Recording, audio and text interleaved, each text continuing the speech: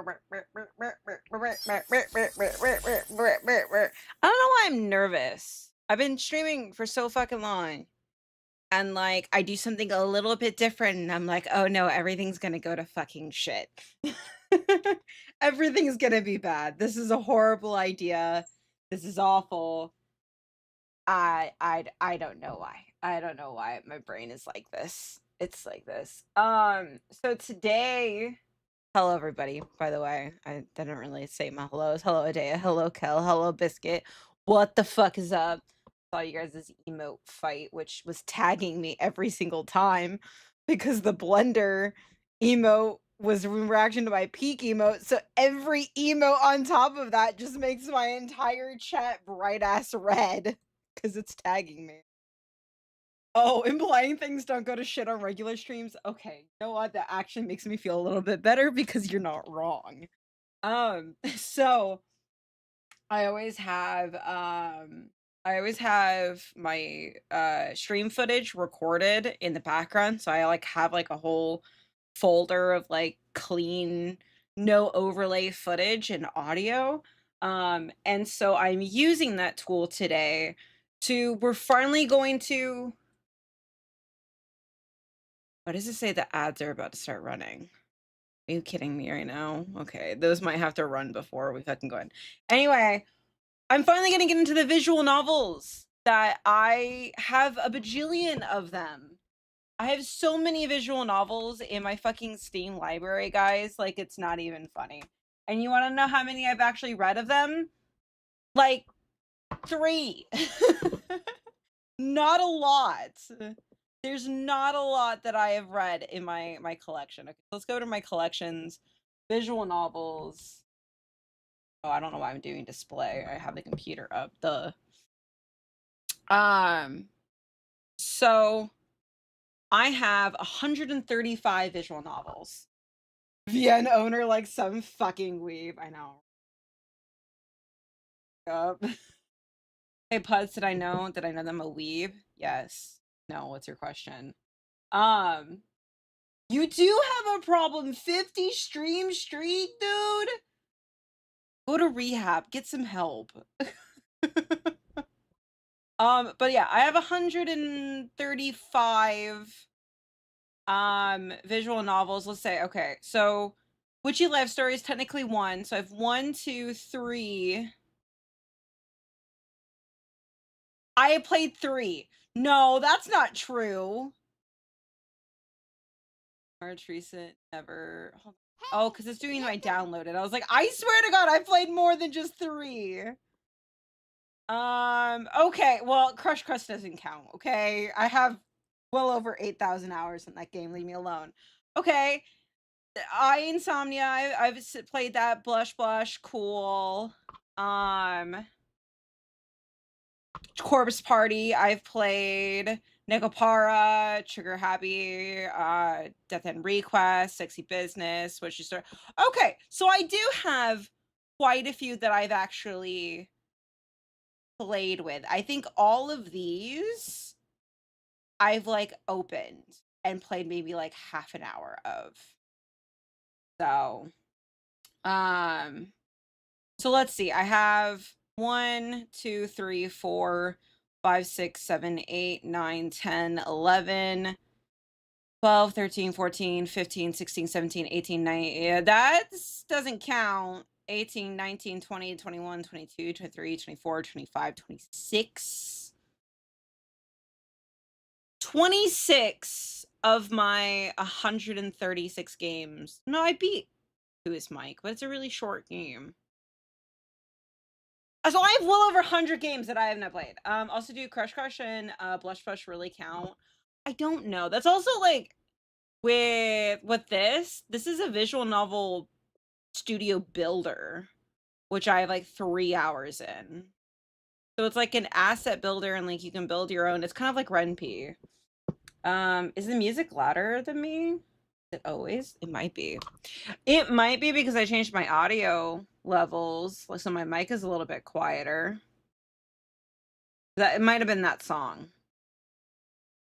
Might have been that song too. because this song looks like it's a lot quieter than I am. So your headset might need to be fucking replaced. I don't know. Also, don't think I can play this game on stream. It looks like it's hentai. Yeah, sexual content, nudity. Okay, cool. There's definitely going to be tits in that. So we're not going to play that on stream. Aldrey Despair Girls is certainly not a visual novel, despite that it would have been. Yes. Yes and yes. It's as much of a visual novel as like the Persona games. Also, hi, very welcome in. Also, Undertaker, I see you over on YouTube. Thank you, thank you.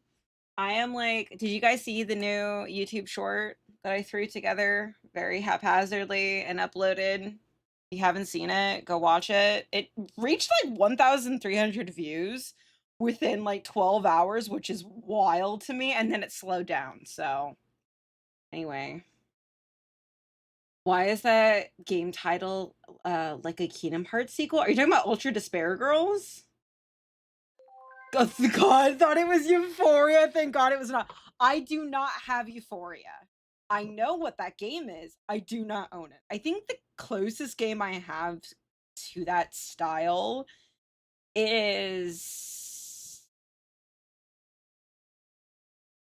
I have Food at Dick and Dynash. I played it for 4 minutes, y'all. I played it for 4 minutes. The first opening scene is them fucking jacking off, and I got so fucking flustered, and I was like, nope. I was gonna record a video of it for the coffee members, and I was like, nope, can't do it. Not even doing it. Also, ads are gonna start in 2 minutes.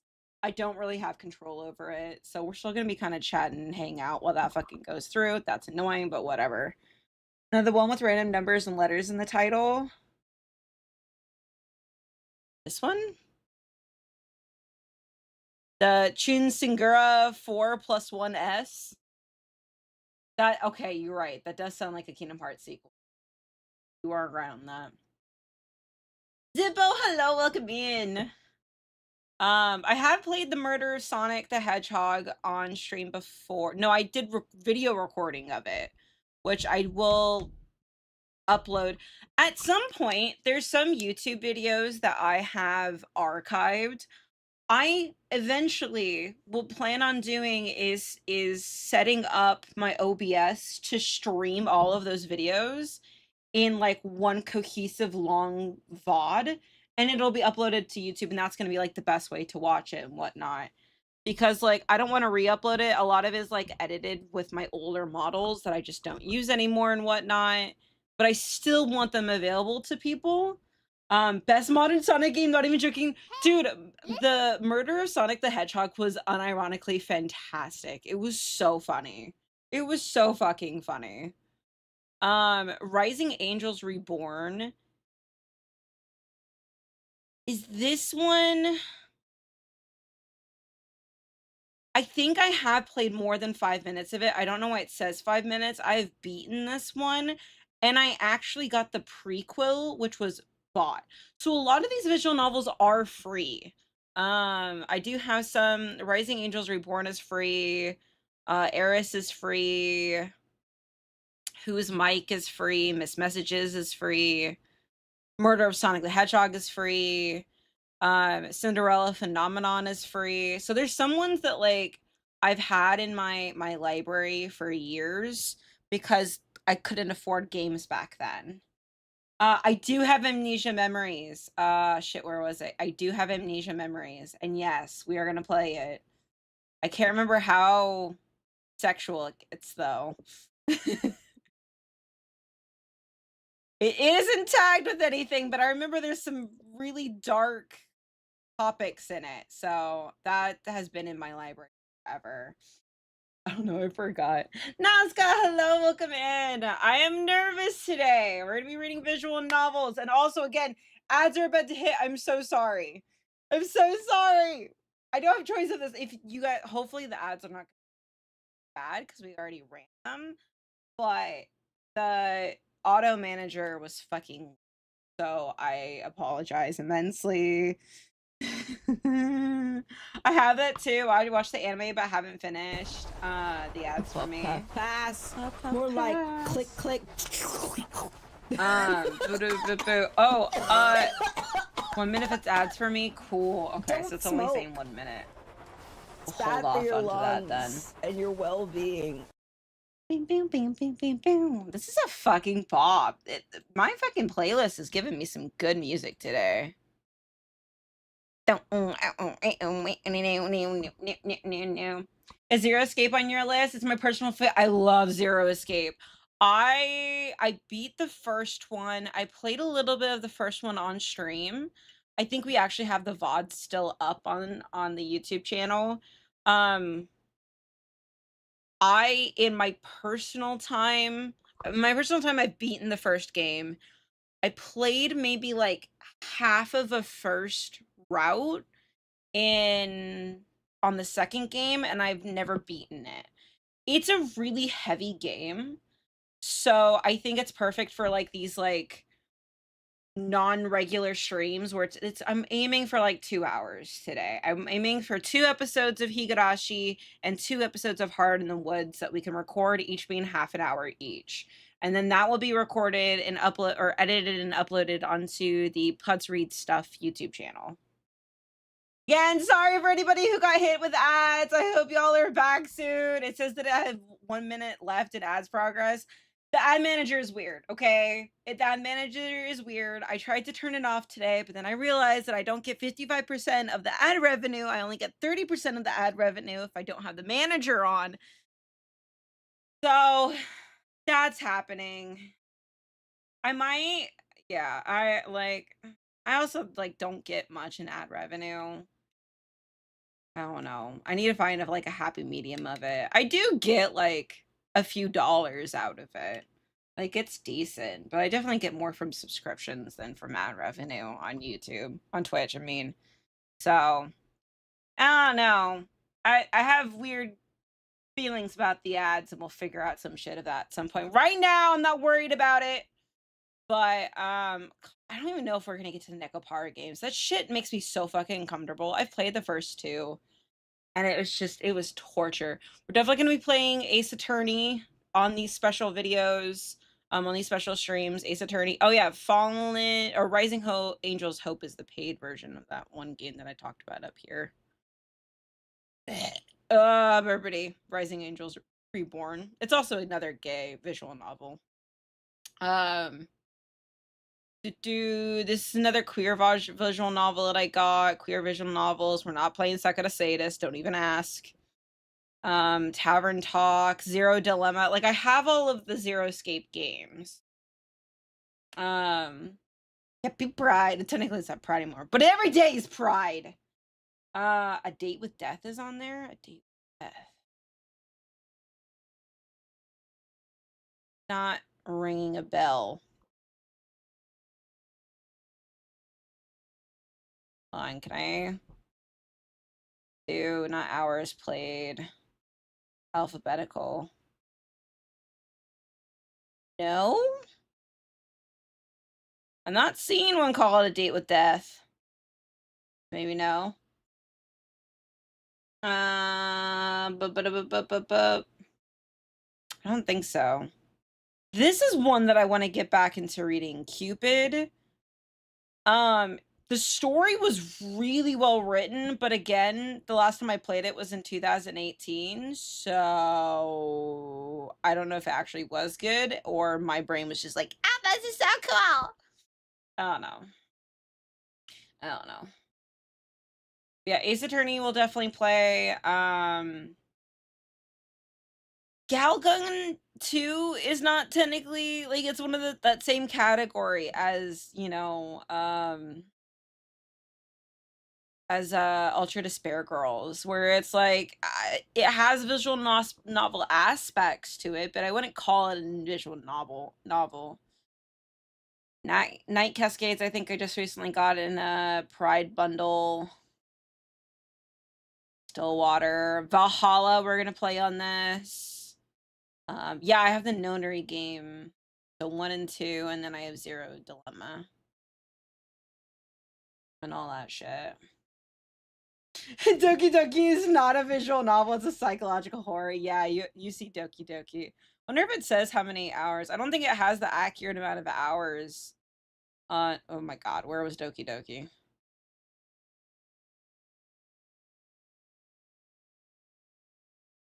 Am I tripping? There it is. Did it have my accurate? No. Oh, it says total 5 hours. I guess. I played through it, like, I've gone through Doki Doki Literature Club, like, 5 times. I watched Jacksepticeye play it, I watched Markiplier play it, I played it myself, and I had my friends play it, and I think I showed another group of friends it. So I've gone through it 5 times. I have gone through Doki Doki. It was a part of my life for a while. The coma is also one that I've like I tried to do recording one day and then had mental meltdown. Coffee talk, yeah, amnesia. We've already played AI cinnamon files. So the two games that we're playing today, for those who don't know what the Higurashi no naku koro ni series is, you're in for a fucking treat. This is a classic visual novel. And it was made into one of like the best horror anime. Like I feel like if you know how some people are like, "Oh, you should play the game first or you should read the visual novel first and then watch the anime." Watch the anime first. Like the anime is so fucking good. The visual novel is like it's a visual novel. We're going to be reading a novel with it is a like story. You'll get to see the original art too, which is like you can see a little bit of it right here. The original art for the visual novel, it got like a huge upgrade when the anime came out. And then they came out with these releases of the original chapter series. So this is chapter 1 and I think I have 8 volumes, 8 chapters of it. But this is like a slow burn horror novel taking place in like a small town where it just gets fucking weird. It gets fucking weird and creepy and all the good shit. I haven't played the visual novel a little bit, but I don't remember too much about it. This is the last play today. I didn't fucking open it. Leave me alone. And then we're gonna play a little bit of Heart in the Woods. And I have had this game in my fucking library for so long. For so fucking long. I don't know. I thought it was gonna show me like when I added it to my fucking library. I've had it in my library for so fucking long, and I've wanted to play it on stream for so fucking long. It is a Yuri visual novel. It has like supernatural elements and shit. This is also something that we're gonna record today. So it is pretty gay seeming. Yeah.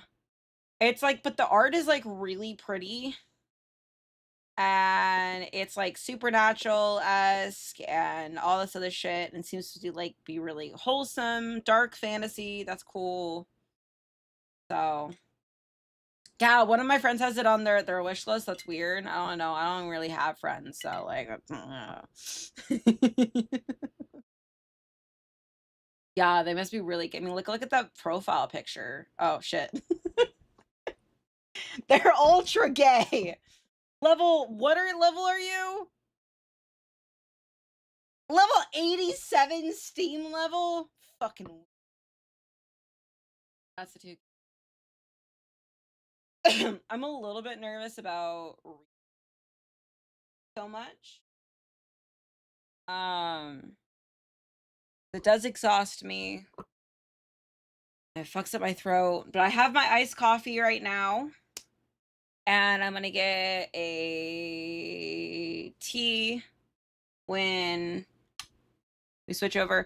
What we'll do today is to preserve my voice is that we'll stream/record for 30 minutes and then do it a little quick ad break and then go so I can like rest my voice and whatnot. And then we'll do another episode and then yeah, that's the plan. And then we'll kind of see how these streams go in the future. I don't know.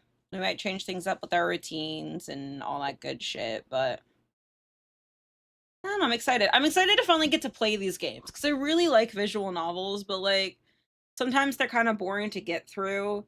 And especially if you have to do a lot of reading, it's pretty fucking exhausting. Can I not do full screen? Where's my full screen?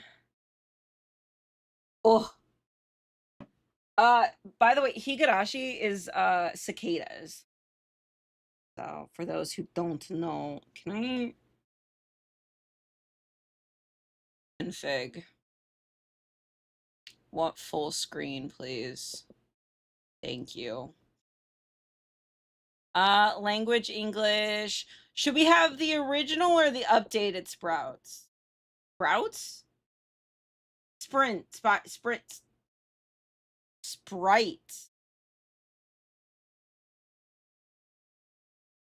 Anyway.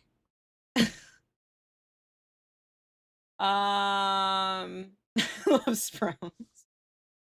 Play confirmation box on. I think we'll keep with the updated. The originals are fucking crazy though. Maybe we should keep with the originals. The originals are iconic. Allow skip unread items. Yeah, auto hide user interface on, right click functionality. Show menu, hide menu. Hide window. Yeah. Sound volume, background, noise volume. Xbox transparency is fine. Advanced auto mode speed. Hopefully I'm not going to be doing a whole lot of auto stuff, so extras. Did I unlock anything? New tips. There's tips for a visual novel? Oh, yeah, this is the OG art. This is... Oh, what the fuck? No, go back. That's the OG art. It's got character, okay? It's got character, and I'm here for it. And then they came out with the anime, and then the anime, she's in middle school, I think. She's like 13, 14. I can't remember because all of them go to the same school. Huge DeviantArt vibes, yeah. So like this is the OG art menu config, and then we go to the updated. This is the updated version of Rena. Like this is the version of her that you see like in the anime. It's great. I hate to go back. Yeah, the original and the updated. It's so different. It's so also, Rena is my favorite character, by the way. Like I legit love Rena so fucking much. She's what we call gap moe, which I have a huge love for gap moe characters. And it's gap moe is basically it's the cuteness that comes within very contrasting personality types in one person. So she's this super cute, oh my god, the game is very loud. While we're doing go sidebar. Is that better? Okay, we're at 70. I think that's still pretty loud. We'll go to 60. This is 60. It really sucks that all the games that I play have to be at different audio levels and I have to like re-fucking do it for each game. I need to like, I don't know what I need. I need to figure something else out. I think this is better. Yes, no, maybe, I don't know. Yes, 60 is good, maybe, possibly. 50. This is 50. We're talking with 50 level. 50 level is talking. Muse is playing it. Why does she have big fingers in the original version? No, she does. She does. It's because of the art style. So, like, the original... God, when did the fucking OG... Oh, my phone. When did the original come out? Higurashi visual novel first release date. –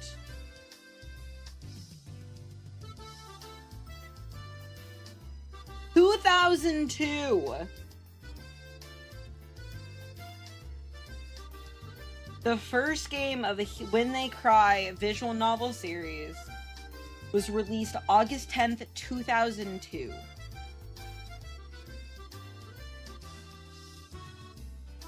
So it's old as fuck. And it was done by an amateur artist, if I remember correctly. I don't know. But like, yeah, it's very different. Very different. I think we'll stick with the original. Let's go in the middle of Dea. We'll go 55 and then call it that. I'll go 55 and we'll leave it at that. Old as fuck, that's me! Exactly. Okay, I need to go return to main menu. Yes. What this is. I thought it was like giving me tips for the game. I don't know. 7th expansion presents. Ugh. Eesh. I remember seeing a news story of a TSA destroying a disc of a really popular visual novel. That is unforgivable. Fuck that shit. Went crazy because that was a demo disc of the visual novel. And content not even the full game had. Oh my fucking god. I hope that person fucking steps on me constantly. I don't like TSA in general. I think it's stupid. TSA was supposed to be temporary. And now it's not. So that's ridiculous. Okay. So, little heads up on this. I will be focusing on reading the novel, the visual novel, as much as possible. Given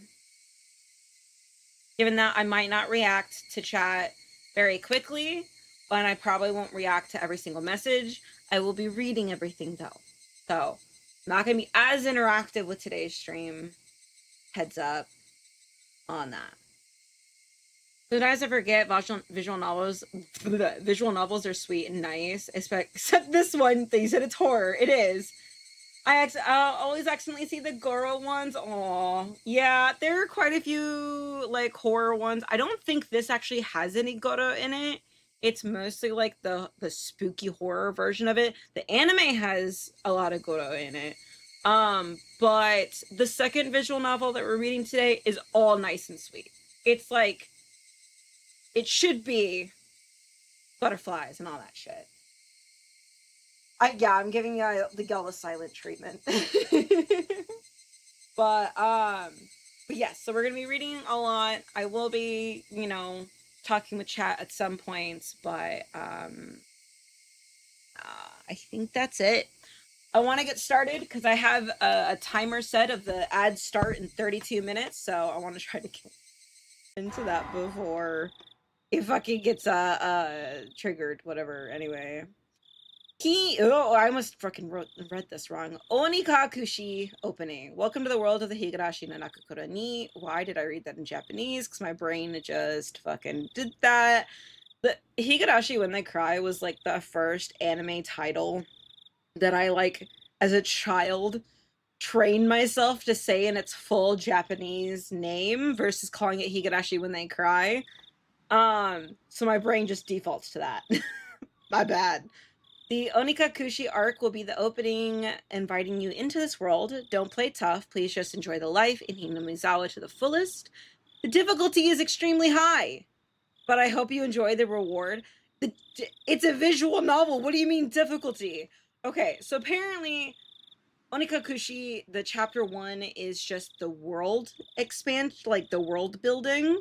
And then as we get into the later chapters, it'll be more of the spookiness. Please do not lament. I will forgive you even if the world will not forgive you. Please don't lament. I will forgive you even if you will not forgive the world. So please tell me what will it take for you to forgive me. Pendeka Burncastle. What was that? What language is that at the bottom? What? Oh, Echo, shut up. Echo, stop. Fucking Alexa. 1983, early 7th of the 58th year. 1983? Oh. If I was going to be ripped apart anyways, having my body ripped apart would have been far better. I trusted her. No, I still trust her. Even in this very moment, I trust her. But I'm starting to realize I only wanted to trust her because I refused to accept the truth. As if I was trying to convince myself with such a silly sobbing voice. Those tears making a mess. God damn it! Stop! I'm trying to read, bitch! Mechanical, repetitious sound finally stilled and everything fell silent. Only the cry of the cicadas remained, annoyingly loud, and yet I felt as if I could still hear her voice. But that's not possible. She is no longer speaking. The only one crying is me. She never cried. Even when she repeated those words over and over, she never expressed any emotion because there was none to show. She had no tears to shed for me, then I shouldn't need to shed any for her. And why? This pain, my eyes getting moist, why was this happening? I still wanted to believe it hadn't been split apart. That's enough, right? Inside me, an inner voice whispered gently. My spirit had suffered enough. And countless times I wavered over whether I should just throw the battered thing away. Except I stubbornly refused to do that, haven't I? I'd feel better if I just threw it away. Even knowing that, I chose to believe, didn't I? Only I can understand that painful struggle and appreciate it. Hey, me? I tried more than enough. I'll acknowledge that much. So, isn't it all right to just take the easy way out? Besides, I'm not throwing it away. I'm leaving it behind, with her, like flowers by a grave. Now then, calm your nerves. Even though you can't feel your right arm, just lift it up. And with every swing, forget a little more. That kindness made me happy. That adorable smile brought me joy. I liked petting your head. Sounds so out of context. I loved how demure you were. It sounds so weird out of context, but okay. Because this will be the last time. Because when I swing this down, I'll forget. This is my first and last bouquet for you. Yo, Keiichi getting dark. His name is Keiichi, right? Fucking forgot. Perhaps, yeah, it is Keiichi. Perhaps I really did love you. Wait. Were you guys able to hear the sounds? Okay. I missed what they said. Can you repeat that? Fuck off. I also need to edit this real quick. Config. Auto mode message speed. Let's slow that down. Auto mode advanced speed. Let's slow that down too. Cool. They're gonna throw Bloodborne boss in Pudz. Oh my god, a Bloodborne boss in fucking Higurashi. Jesus Christ. Okay. Somebody has been apologizing for a while now. I wonder what she's apologizing for. It felt wrong to eavesdrop, so I tried to ignore it. It had been a while since I'd last went to the city. I only returned to attend the funeral of a relative. Even though I've lived there until last month, I found the bustle of the city to be overwhelming. The skyscrapers and the multi-lane roads, the melodious cacophony of the crosswalk, even the campaign speeches blaring in front of the station felt nostalgic. The place where I live now isn't nearly as lively. There's only the chirping of locusts and the babbling of brooks, and the cry of the Higurashi, the evening cicadas. Rather than making me feel lonely, that quietness has begun to instill a sense of serenity. Why did I read that sincerity? I can't speak. I can't read. There's literally in the fucking description of the YouTube channel, it's like Pudz reads stuff. Not well though. And I feel like I'm just proving that statement.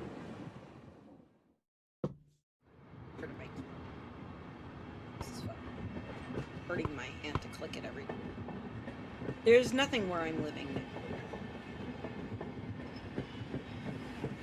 Working. There we go. But oh, my fucking keyboard can't do the next. What is happening here? Okay, it has to be entered, not space. Space like puts everything away. That's cool. I don't just mean that there aren't any burger joints. There aren't even vending machines. 1980s, I guess they did have vending machines back then. No music stores, no restaurants, and no arcades. Even an ice cream parlor would be unlikely. The nearest town has some stuff like that, but it's an hour away by bike. But come to think of it, it wasn't really a big deal. There was music stores and arcades and ice cream parlors, but it wasn't like I ever hung out at any of them. I had lived in the city for 10 years and never once been to an ice cream parlor.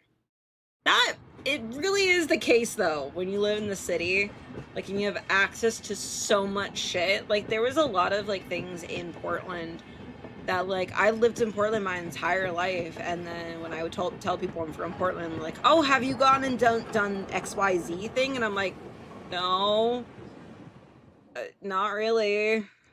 It's not as, you know, it's not a tourist attraction for me. It's just a place to go to. It is, or at least looks like an older game, so makes sense the controls are different. Yeah, it's using an older engine too. So a lot of, like, the modern visual novel, like, buttons and controls, I don't think, like, they usually are based off the same engine. So, makes sense it would be a little bit fucking wonky. I should have gone at least once. That's true. I should have. It's only now that I'm starting to regret that a little. Somebody is still apologizing. Who is she apologizing to? She's apologized so much, so just forgive her already. No reason anyone should ever need to apologize so much. For those who've seen the anime of this, the apologizing scene is legit one of my fucking favorite scenes. It's so good, and I hate that. I know that the manga is not, the visual novel is not gonna hold it justice. It's so good. I've lived in England my whole life, and not once have I had tea with the Queen. Okay. That is true. That is true. You should go do that so you don't regret it. There's no reason anyone should ever need to apologize so much. I started to feel a bit annoyed at whoever was refusing to forgive her. It's you, Keiichi! It's you! No matter how bad the mistake, there's nothing that can't be. There's no such thing as an irreparable mistake. Just need to be more careful next time. I have heavy disagreement on that. She's still apologizing, even now. And has she really done something that can't be fixed? I have no idea what she's done, but if it can't be fixed, then there's all the more reason to forgive her. No matter how much she apologizes, nothing will change. Even so, she keeps apologizing in such a heartbreaking voice. Hey you, the one she's apologizing to? Why don't you just go ahead and forgive her? She's apologizing in such a pathetic voice. Hey Ichi, We're almost there. Oh, it's Keiichi, not Kenichi. My bad. Kenichi was the mightiest disciple, dude. Not this one. Wake up! Wake up, motherfucker! I was finally roused from my nap by my father's prodding. Wake up, bitch. Yeah. It seems the train has reached its final stop. We'd spent hours writing everything from the bullet trains to the local routes.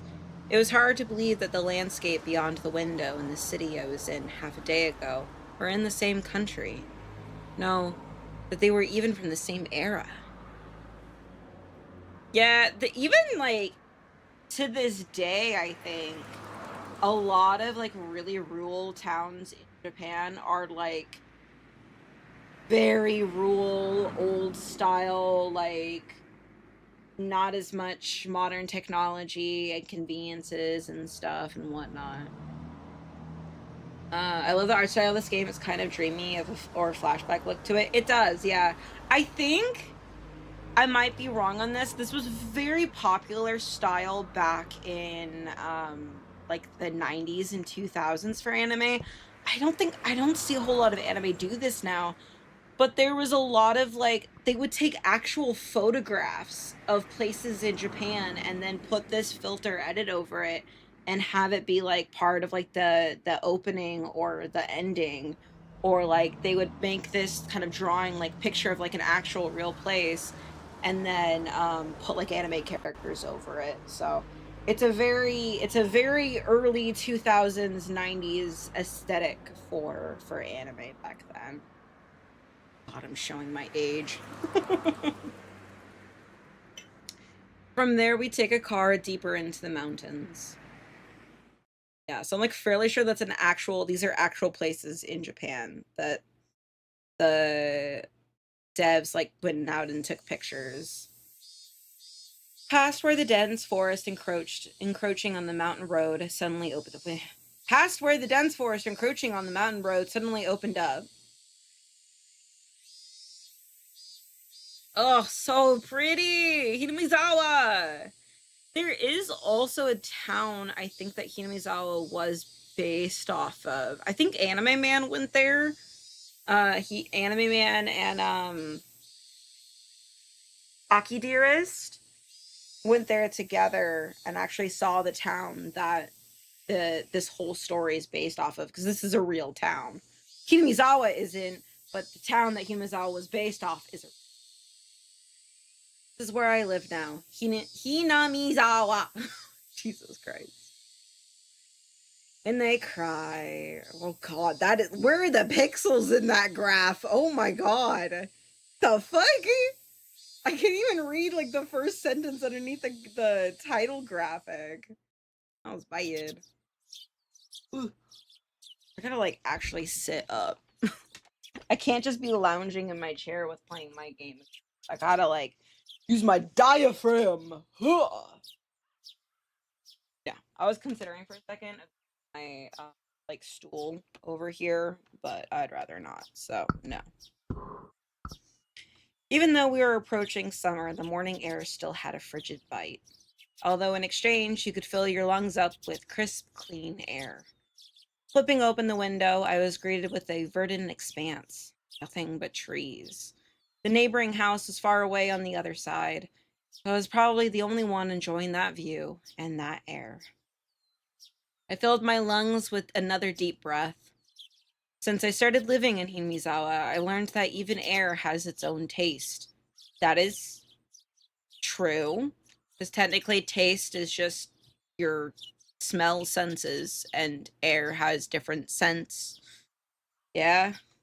Yeah. I quickly finished getting ready for school and headed downstairs for breakfast. My mother was the only one there. My father was nowhere to be seen. He was probably up working until the early morning. Dad had a rather unconventional job as a painter. It was such a laid-back profession. Get up when you want, sleep when you want, and work when you want. So jealous of that easygoing lifestyle. I even wrote for school that I wanted to be a painter when I grew up. Dad was ecstatic about that. It was just because it looked easy. I'd never tell him that, though. Mom laid the breakfast out on the table. Seaweed, pickled vegetables, raw egg, and grilled salmon. My mom was such a good cook, it was scary. A perfect, immaculate, ideal breakfast. Unlike my dad, who didn't even know the meaning of the word schedule, my mom never squandered any time or effort. Link, what the fuck are you doing underneath my desk? What are you doing, Bubba? Oh my god! Oh, dog. Fucking crazy noise down there, god damn it. She hummed a little tune as she brought over the miso soup. Seemed like she was in a good mood today. I'm so happy you've been waking up early since we moved here, Keiichi. If I don't wake up early, I won't have time to eat breakfast. I thought I was being cute, responding with a wisecrack after being praised for being good. Full bowl of rice, or will half be enough? Pile it on. First, I savored the steaming hot rice with the seafood. After that, I covered it with the egg. Between bites of rice, I enjoyed the crunch of pickles. Not bad at all. Now I want pickles. God damn it. I have like these sweet heat pickles in the refrigerator downstairs that I need to finish off. Yo, spicy sweet pickles. That shit's fire. Also, do people prefer like whole pickles, pickle spears, or pickle chips? Because I know people have preferences. I think I like pickle spears the most. Maybe. Not bad at all. Excellent as usual. Watching me clean my plate, my mom gave me a warm smile. I'm so happy you haven't skipped breakfast ever since we moved here, Keiichi. I was not a morning person when we lived in the city. I slept right until the last minute before school and rarely ate breakfast, probably because you were out all the fucking night with your friends or in cram school. Boycotting the breakfast mom made me each morning. That was probably the only way I could protest being forced to attend cram school. I called it on the cram school thing! I guess that was what you'd call my rebellious phase. Dude, you're like 14. I wouldn't so much as look at the breakfast she woke up early every day to make. If I could go back in time, I'd slap myself. Mindful of the time, Mom rushed me along with a wide grin. Isn't it about time to meet up with Rena-chan? Hurry, hurry. Yeah, Rena-chan, let's go! Mom really loved to seem to enjoy the fact that her son was going to school with a girl. Technically, you're going to school with multiple girls, but we're not going to get into that right now. Rena is one of my classmates. She really loves looking after people, coming to meet me every day without fail. The way I looked at it, a guy my age walking to school with a girl was just lame. But, well, keeping a classmate waiting for me every day wouldn't be very considerate. Seriously though, how long does Rena wait there for me every morning? Taking one last gulp of miso soup, I raced for the door. Please thank Rena-chan for the pickles! Come to think of it, those pickles weren't store-bought, were they? If I had known that, I would have savored them a bit more. Morning! Hey, Rena?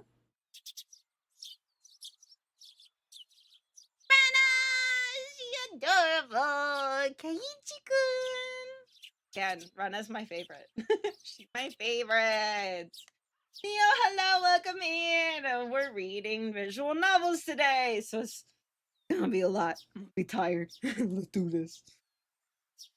Good morning!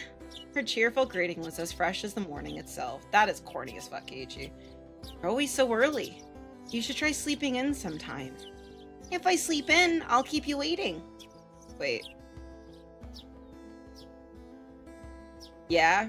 It's hard with this one, with this style of visual novel, to figure out who is speaking, but I think I got it right. It's Rena-chan, Keiichi-kun, Rena-chan. Yeah. If that ever happens, I'll just leave you behind. Oh my god, he's such an asshole! Keiichi-kun, you're so cold. I wait for you all the time.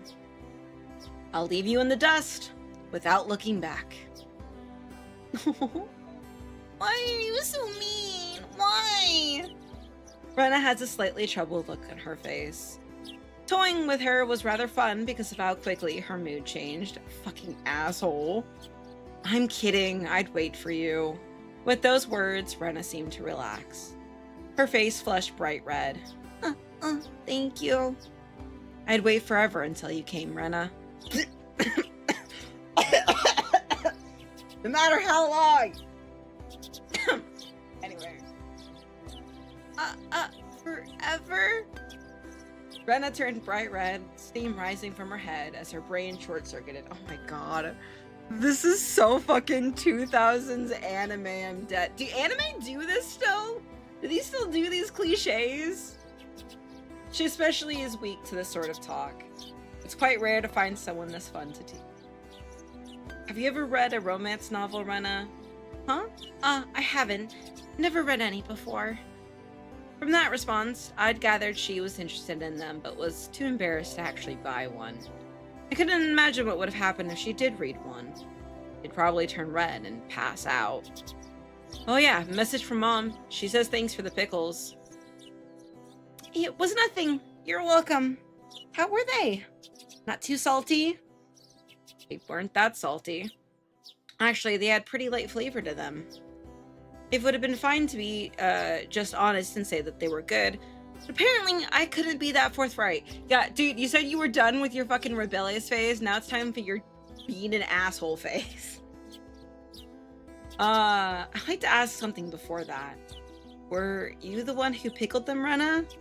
Or was it your mom? Huh? Why do you ask? Were they too salty? Her attitude completely changed as she began to panic frantically. Was it you, Rena? Or was it your mom? God, dog noises in the background. Can you go lay down, Bubba? Please, thank you. God damn. It is, we are on air, Link.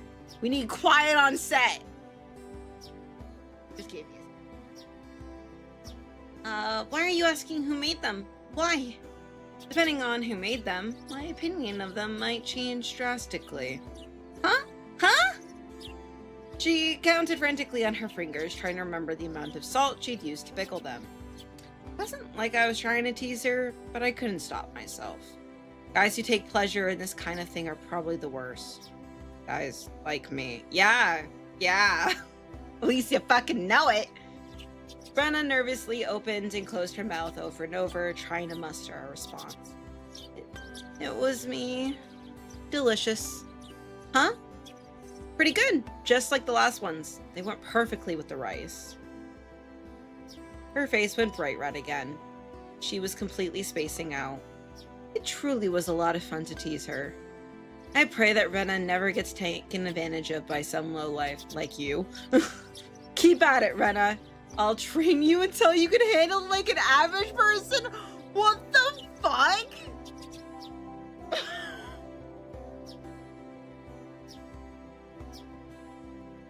This shit is fucking unhinged. I know there's probably some shit that's like lost in translation or whatever. But like, Jesus fucking Christ. I'll train you until you can handle it like an average person. Fuck you, Keiichi. Or so I decided for myself. Let's go. If we keep Mion waiting, we'll never hear the end of it. Seeing as she just keeps spacing out otherwise, I called Rena back to reality so we could make our way to school.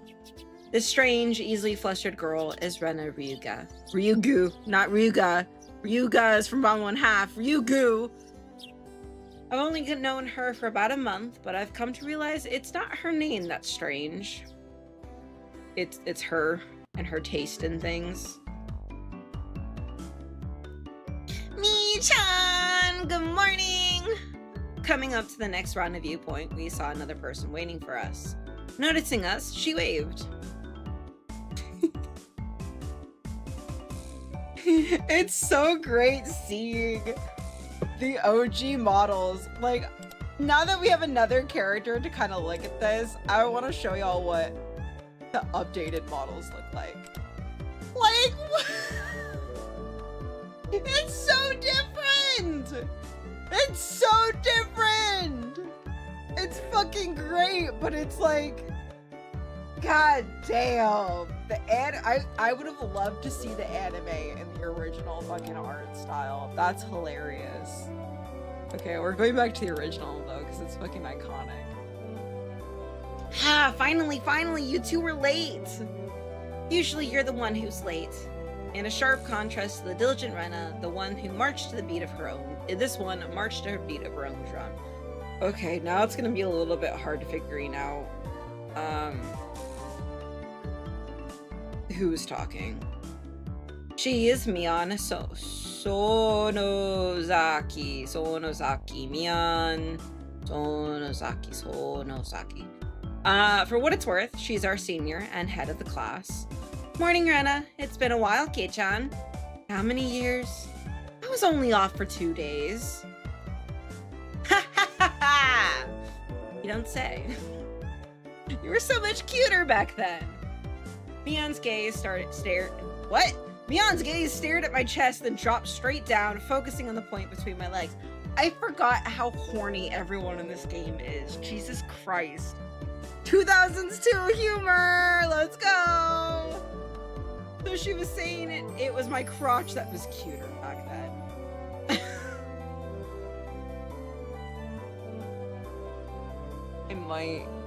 I might be having slight regrets playing this game, but only slightly. Only slightly. A truly horrifying parallel universe where boxing gloves grabbed into their hands. Yo, hands are hard to draw, okay? Also, this universe where no one has a fucking nose. I have like 4 minutes until the ads are gonna auto run, but I think this is a good point to take a break because I'm also sweating. I'm very uncomfortable, and I'm gonna change out my chair, get my tea out so I can start hydrating again, and then we'll get back to the second episode. I'll take these over yaoi hands any day. Oh my god, yeah. Yaoi hands are unhinged. Oh shit, wrong one. Yaoi hands are unfucking hinged. Okay. So we're gonna run 3 minutes of ads. I'm gonna take a little break, lubricate my throat. Jesus Christ, Link. And yes, and then we'll do it back. We'll be fine. I see.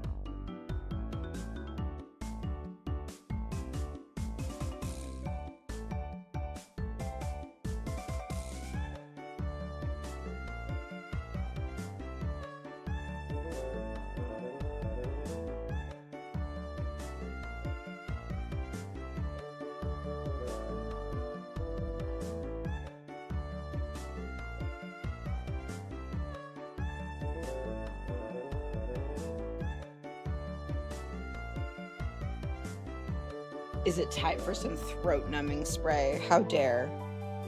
How dare. I actually don't have any throat numbing spray. I haven't had any for like years. I did use them once upon a time for stream. I don't know why. I really did have some really bad throat issues back in the day where it was like I would have such a bad sore throat.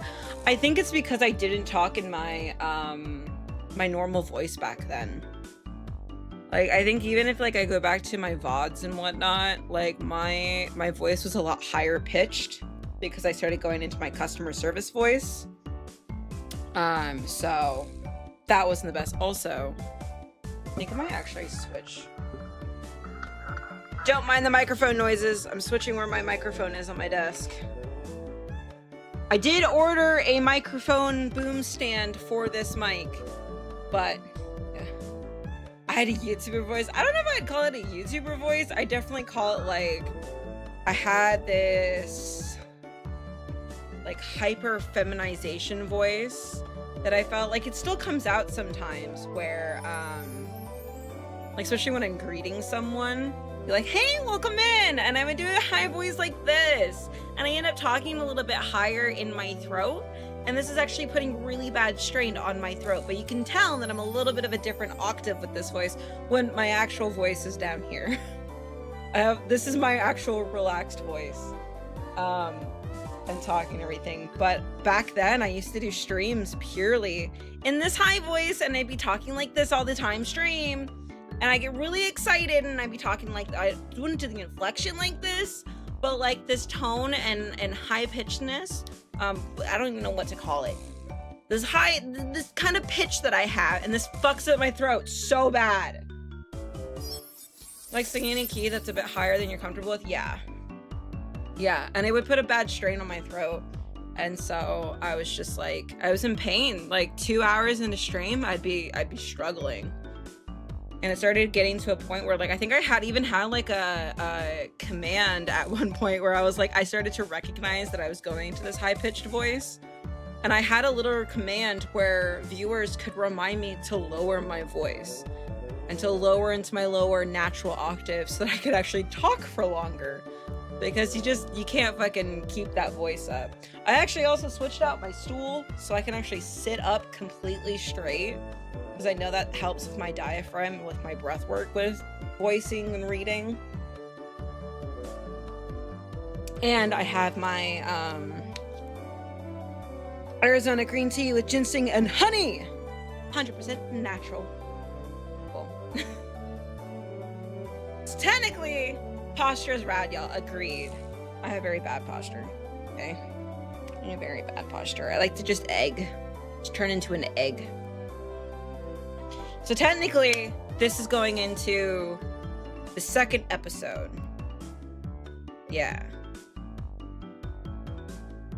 Trying to set like a timer on my watch. Second episode starts now. Let's go. You guys are here, real time, live time for...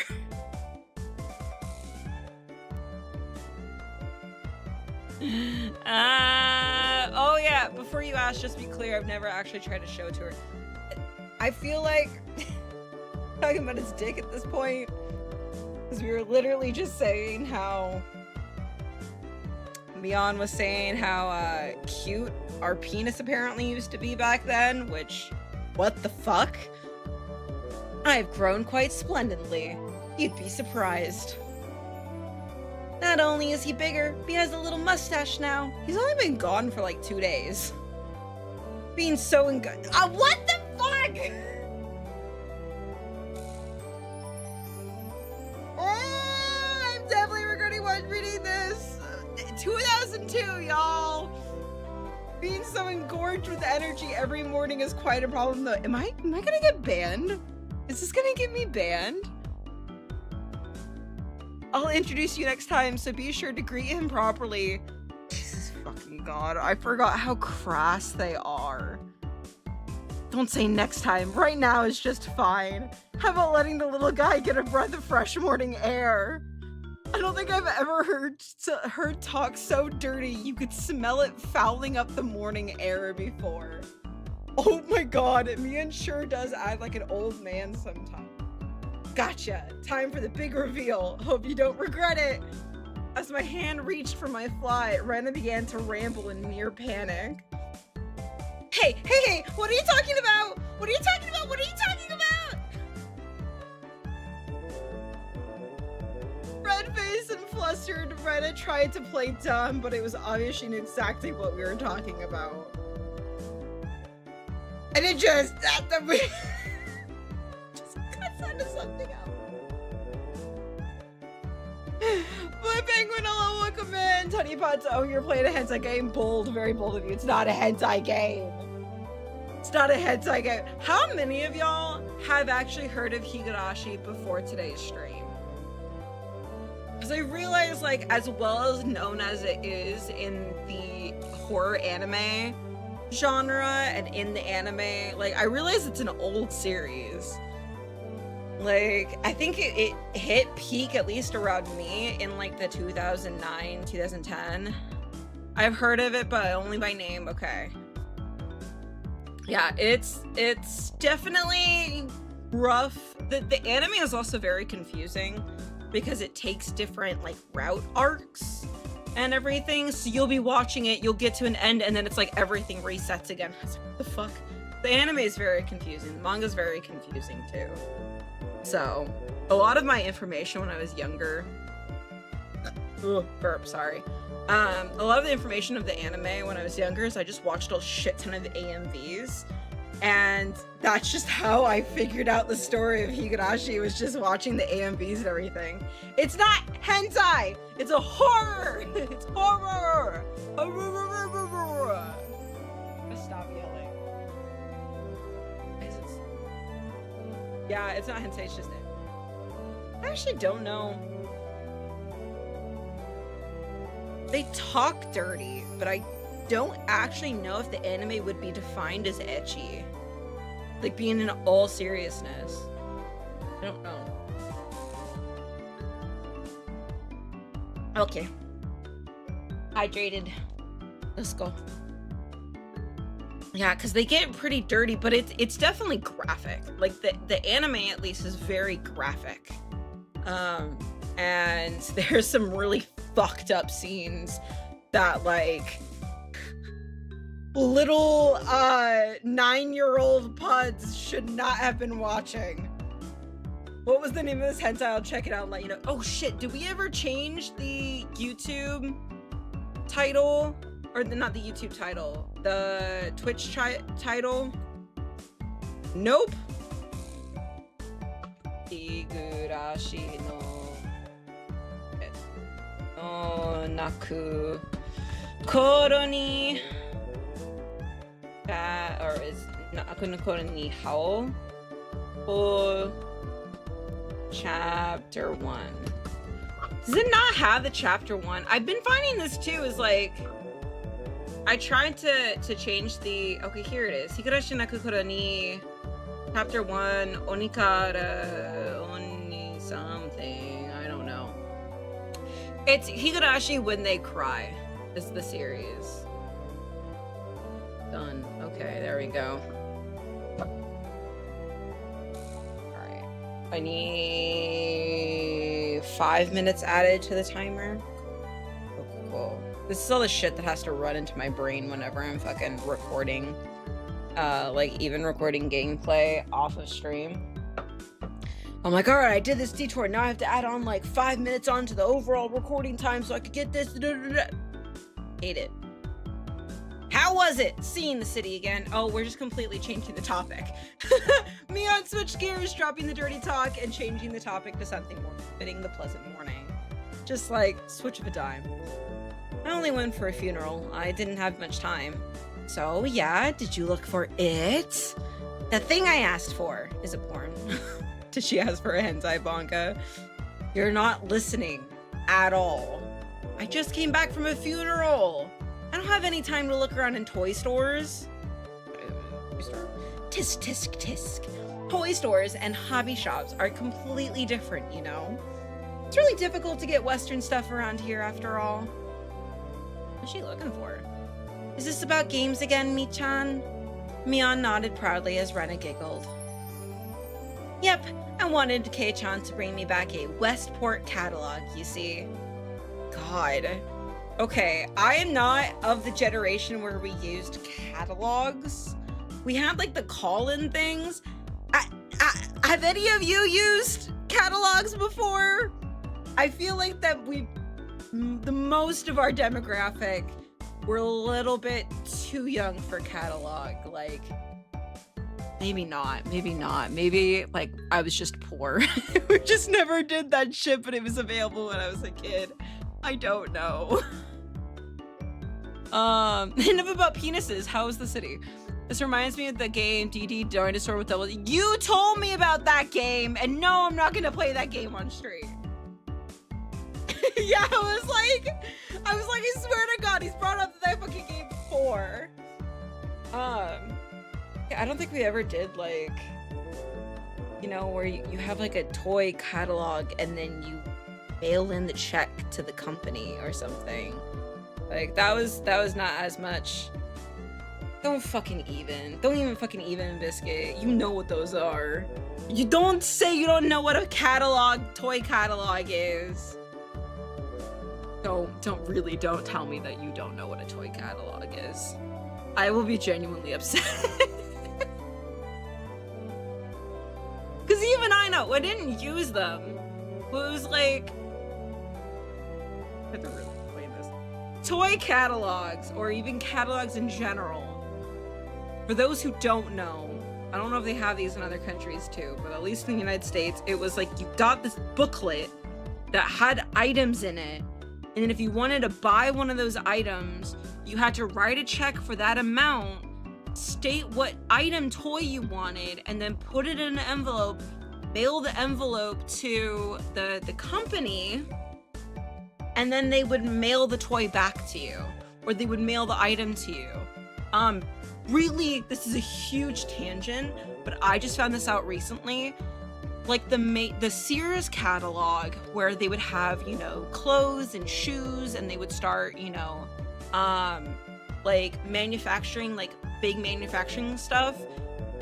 This was actually a huge thing for the Black community because it was still during the Jim Crow days of segregation and huge amounts of like public racism, where, you know, a Black person would go into a store and the shopkeeper would just ignore them constantly and not service them or whatever. Catalogs allowed Black people to order and buy things and without showing their face and being discriminated against. So it opened a completely new world for them, and it continued to do so and whatnot. That was really interesting. That video popped up in my feed the other day, and I was learning about that.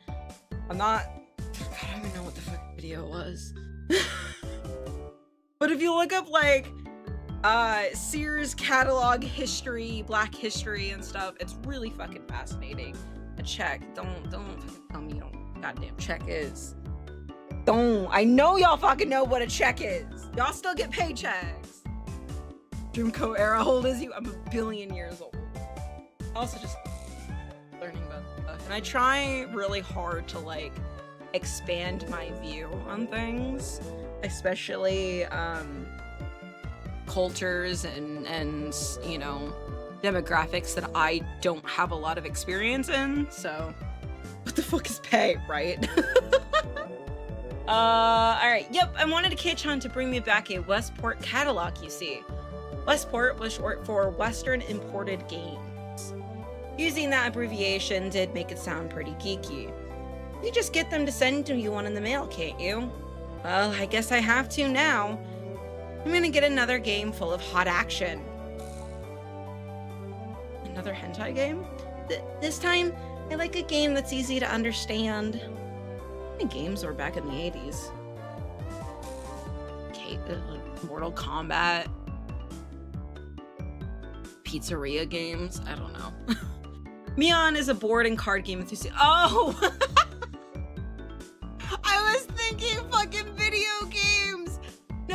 people actually play, like, legit games. Board games, card games. Right. Monopoly. That shit.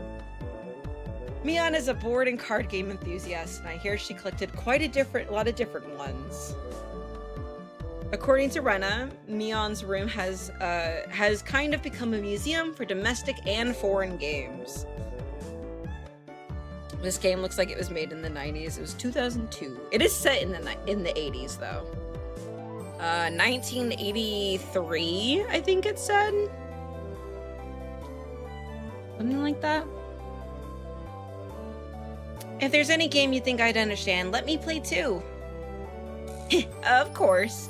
If Ch.1 is up for it, I should warn you though, we're pretty tough. Just what I want. I play all sorts of games. I don't intend to lose. Wait, no, is that Ch.1 saying it? Whoa, then we'll let you in with the group this time, I guess. Wait. So it was Rena who said that. Just what I want. I play all sorts of games. I don't intend to lose. Okay, Rena said that. Whoa, then we'll have to let you in the group this time, I guess. Why'd you repeat it? Puff, puff, pass. Puff, puff, pass. Click, I'm so here. I don't know if I want to smoke any more than I fucking already Don't have. smoke. It's bad for your That lungs looks like a and farting your well-being. emoji. Penguin, not a fucking, like, I don't even know what. You know, what I don't understand is why cherries are the emoji for tits when they look more like testicles, and the melon emoji should be for boobs. How many of y'all agree with me on this? Peach is perfect for butt, eggplant is perfect for dick, and then cherries are testicles, and then melons are tits. Right? I feel like this should be the standard.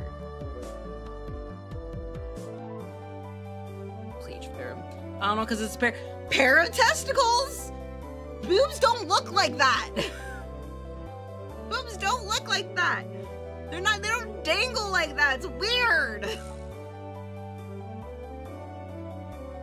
Fucking weird, man.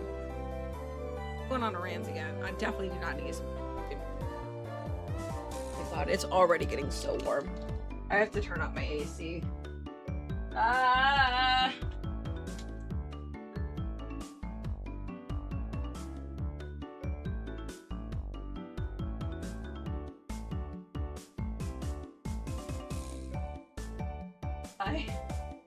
Why is it so warm?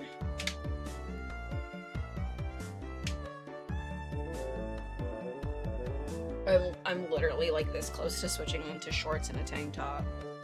I might do that on the next break. Yeah, true, but what kind of flirty texts are you sending that you're talking about testicles? That's bold of you to assume, Biscuit, that I send flirty text messages. I'm awful at that shit. Knowing you, it's probably quite a bit. No, actually, I'm horrible at fucking flirty text messages. I can't purposely flirt for the life of me. I can only subconsciously flirt. That's all I can do. Then again, cherries are way smaller than balls. And they're not smaller than tits? What are you talking about? Okay, anyway.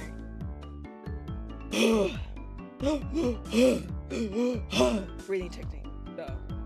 Bursting with joy from head to toe, Rena looked back and forth between me and Mion. Mion gave her an affirmative wink, and her expression perked up even further. I thought boys preferred playing outside more, so I figured you wouldn't want to. Rena laughed happily. Wait, are they talking? Am I the one?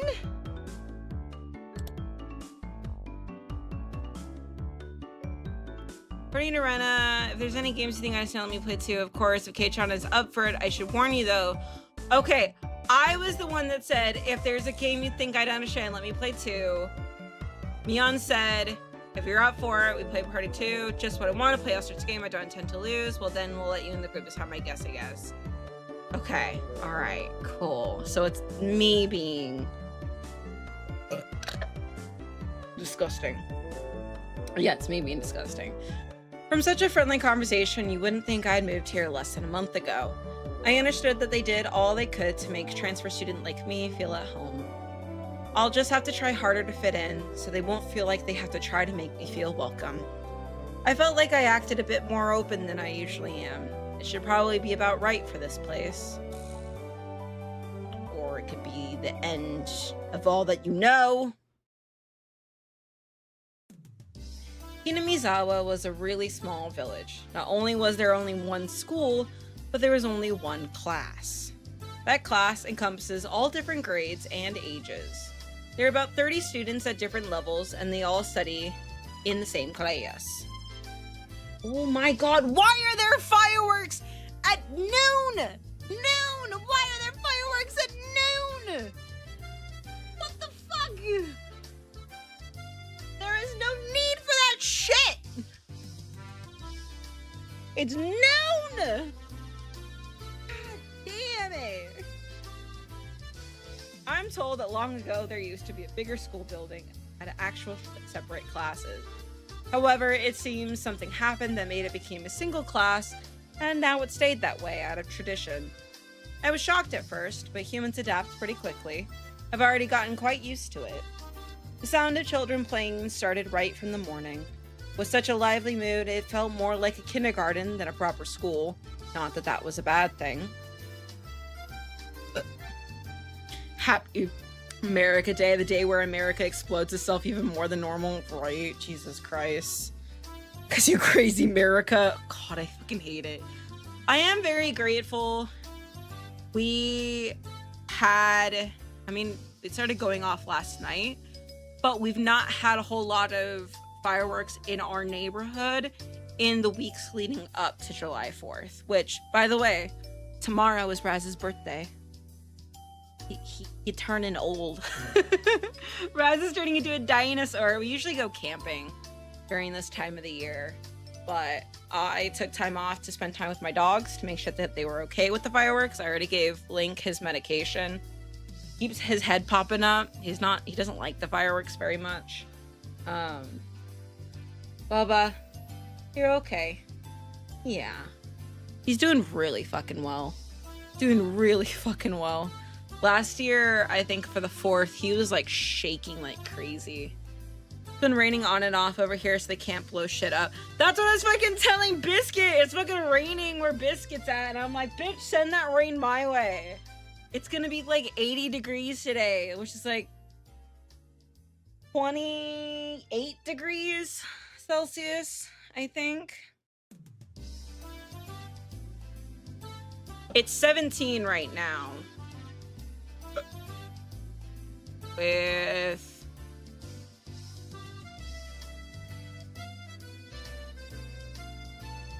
(17) with a high of 21. The high will be 22. A high of 22. So that was great how y'all celebrate the day you decided to reject a tyrannical king. On a related note, how's the present situation going?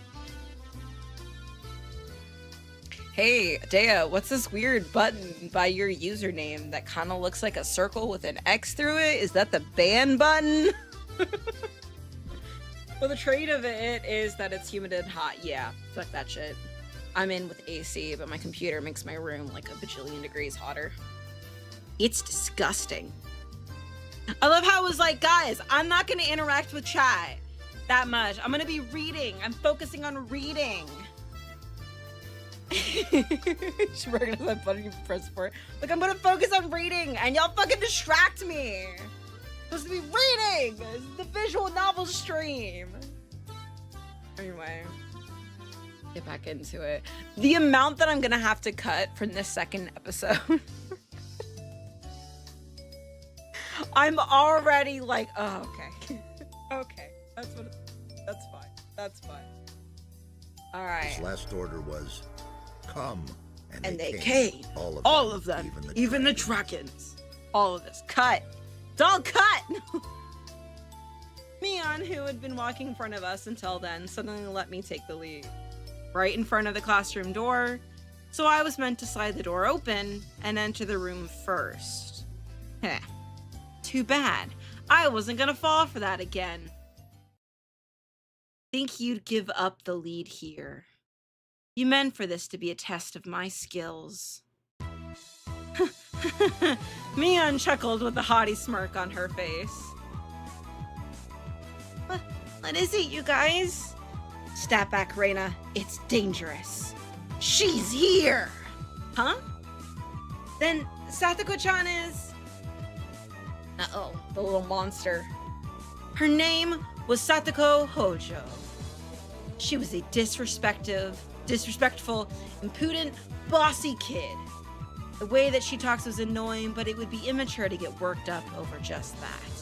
The real problem was this. Quite the obvious trap. A blackboard eraser wedged in the door. It's so obvious. Satoko!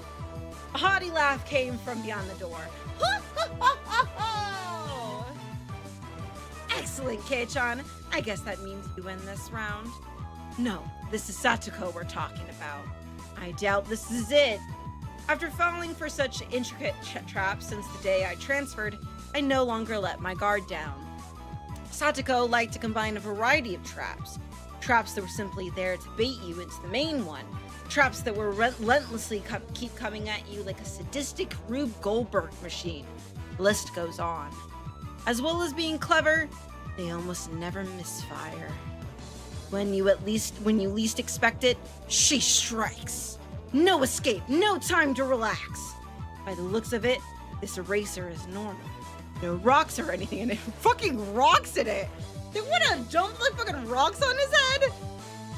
I took a pretty heavy hit from a blackboard eraser loaded with rocks on my first day. Jesus Christ. Y'all small town kids got fucking issues. Issues! So why don't you just open the door and let it drop? That's what it is. That's what it is. Yeah, that's what it is. That's what Satoko was after. Making me focus my attention upward. So as I lifted my hand to the door, there was thumbtacks stuck to the sliding door handle with tape. What the fuck, Satoko? Y'all are unhinged. Y'all are unhinged over there. A frightening trap, a potent and terrifying trap. Concealed by using the blackboard eraser. An impressive combination, Satoko. But in the end, nothing more than the trivial machinations. Oh yeah, I can't fucking remember. Of a child. Assured of my victory, I threw the door open and stepped into the room. I felt something strange at my ankle. It was similar to the sensation of a jump rope catching on my leg. By the time I realized she had me hook, line, and sinker, it was already too late. I began to fall in an almost picturesque manner. Kei-chan, watch out! Instinctively reaching to Mion's shrill warning, I twisted my body midair before I landed on the floor. Don't tell me you landed on fucking Rena's chest or something. I swear to God, I can't handle this shit. Ow, ow, ow! An inkstone filled to the brim was placed right where I would have landed. Oh my God! I shuddered, imagine something. There is the little fucking demon. My, what do we have here? A fair morning to you, Keiichi-chan. I can't even fucking speak his name right. Aren't we a lively one this morning? Still sprawled in an awkward position, I was greeted by a mocking voice. That was a step up from your usual trap, Satoko. I haven't the faintest idea what you mean. You're quite unlucky this morning. Little ow, ow, ow, ow. It seemed I had inadvertently sprained my back a little when I landed. Better than landing on that inkstone. I feel like Satoko is just trying to kill us. She is actually trying to murder us.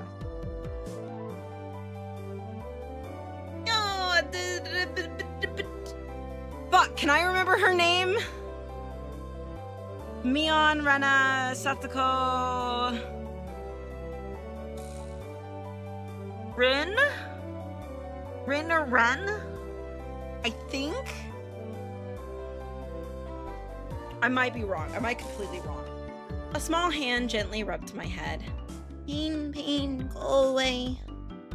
The small, dainty hand continued to gently stroke my head. You didn't sprain your back or anything, did you? If you rub it like this, the pain disappears. I thought about asking how rubbing my head would help my back, but I didn't.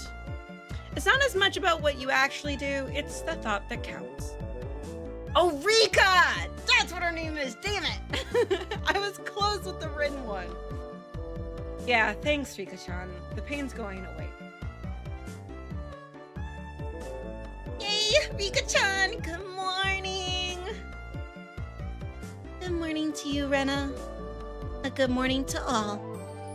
Rika-chan greeted each of us with an adorable little bow. She's so fucking cute. She's so fucking cute.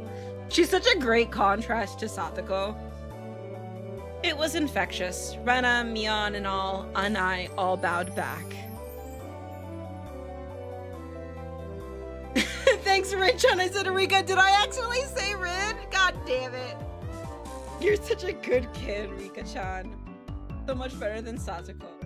I glared over in her direction. Satoko was whistling, rather deliberately trying to avoid eye contact, while rather deliberately avoiding eye contact. I am the very model of a good girl. A good girl wouldn't set those nasty traps. Nothing but lies and slander. Exactly what proof? What? I picked up Satoko from the back of her collar, like she's a fucking cat. Like she looks like a misbehaved cat when I do this. But a cat wouldn't be setting traps. She's much harder to deal with. I am sorry. Try saying that. If you won't say it. I clocked my index finger on my thumb, letting it tremble as I brought it closer to Satoko's forehead. I'm against violence! You don't even have any proof! Just so you know, my forehead flick really hurts. I can split plywood right in half. Stop! Get away from me, you beast! Say it in that way that people will misunderstand. I don't know, man. You were threatening to whip your dick out earlier, so you got fucking nothing to say. A small hand tugged on the back of my shirt. Rika-chan fucking coming to the rescue. She's been lonely since you were gone for 2 days. Rika-chan really is just so...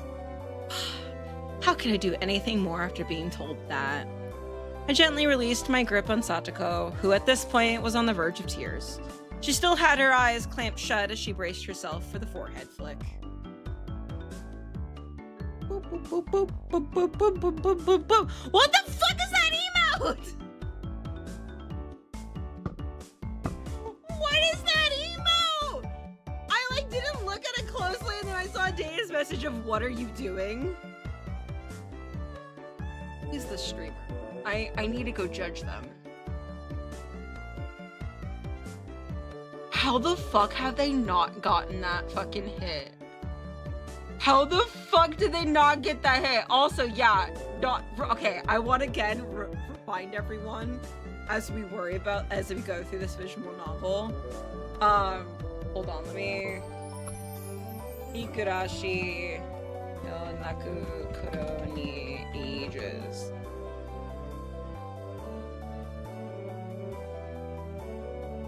Okay, so Rika and Satoko are 11 years old.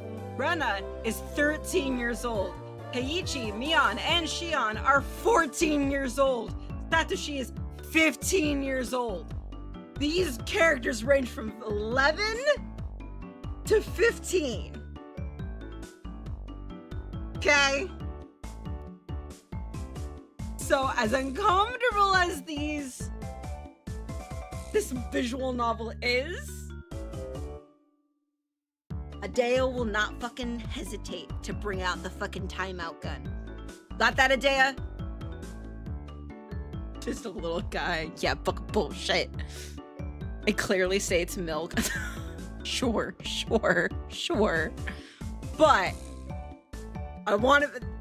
this shit makes me uncomfortable. But no comments towards any of the characters because again, 11 years old, 13 years old, 14 years old. No. Come for you guys. Not in the fucking good way.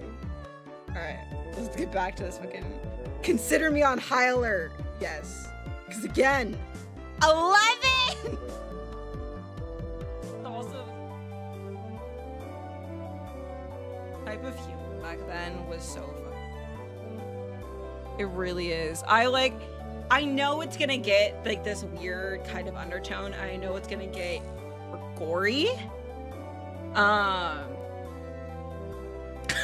learned in my right. Consider me just. God damn it, yo. God damn it. It is so fucking warm in here. It's so warm. I've got like 15 more minutes before we go into the next break, and then I'm fucking changing into tank top and shorts, because god fucking damn it. Yeah, Biscuit fucking hit you with that one faster. Alright. Getting back into it. What is that? I literally just took a whole little minute of like talking break, and the nice fucking dialogue I get is it doesn't bother me. My sister-in-law is home right now, and I'm so glad she's already informed me that she does not hear me when I am streaming. I really do not need to have her hear me fucking fake cry back here. You mustn't cry, Satoko. Keep on fighting, yeah? Rika gently petted the head of her prankster friend. You would never guess these two are the same age. I think Satoko could learn a thing or a million from Rika-chan. Okay. I don't know about that, given what I know about Rika. Because Rika's a shrine maiden. She's a Miko. So she's had very high standards enforced on her. You don't want an 11-year-old acting. Next time, send an even more amazing track.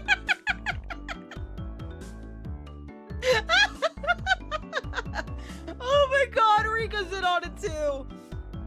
Wait a minute. As she observed the scene, Rena's expression grew ecstatic as she began to swoon. Oh, Satoko-chan is crying. So cute. Oh, I love Rena. I love Rena so much. I love Rena so much. He's so cute. You can't take them home. But they're so cute. You can't, no matter how cute they are. But just for a bit, it's fine, it's fine. The legit Rena was the OG Can I Has cheeseburger. Rena kept a cutesy face even as outrageous ideas spewed from her mouth. According to Mion, Rena is ridiculously weak to cute things and always tries to take them home. Object or person. Stealing is bad, but abducting people is even worse. Give it up. Then I can just look. Just looking. That should be fine, right? Right? Rena swooned over Satoko's crying form. If a girl ever goes missing in Hinamizawa, they'll be forced to return Rena into the authorities. The foreshadowing. Forgive me, Rena. I'll be sure to bring you care packages when they put you away. Teacher's coming. Quickly clean everything up. Satoko, that ink storing is yours, right? Just from Mion's single statement, the entire mood of the room shifted back to normal. The inkstone was bad, but the thumbtacks stuck to the door handle were an even bigger problem. I pulled the tape off carefully, making sure not to skewer myself. Even though Satoko was the one who set it up, everyone had to pick up after her. By the time the teacher entered the room, the bedlam from before had been neatly tied up. And class was done. Ha! We made it in time! Rise, attention! Mion gave the morning commands. The morning.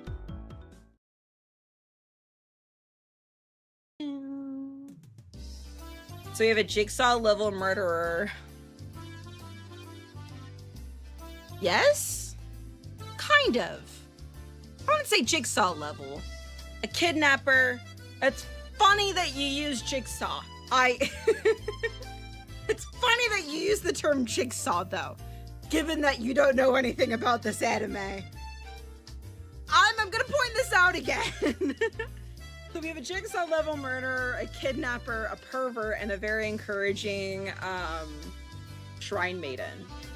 Wait, are you talking about Keiichi is the Keiichi is the jigsaw level murderer? Who is the jigsaw level murderer? I'm here. I'm also like, for real though, if you guys have any guesses to the story, please like inform me of your theories.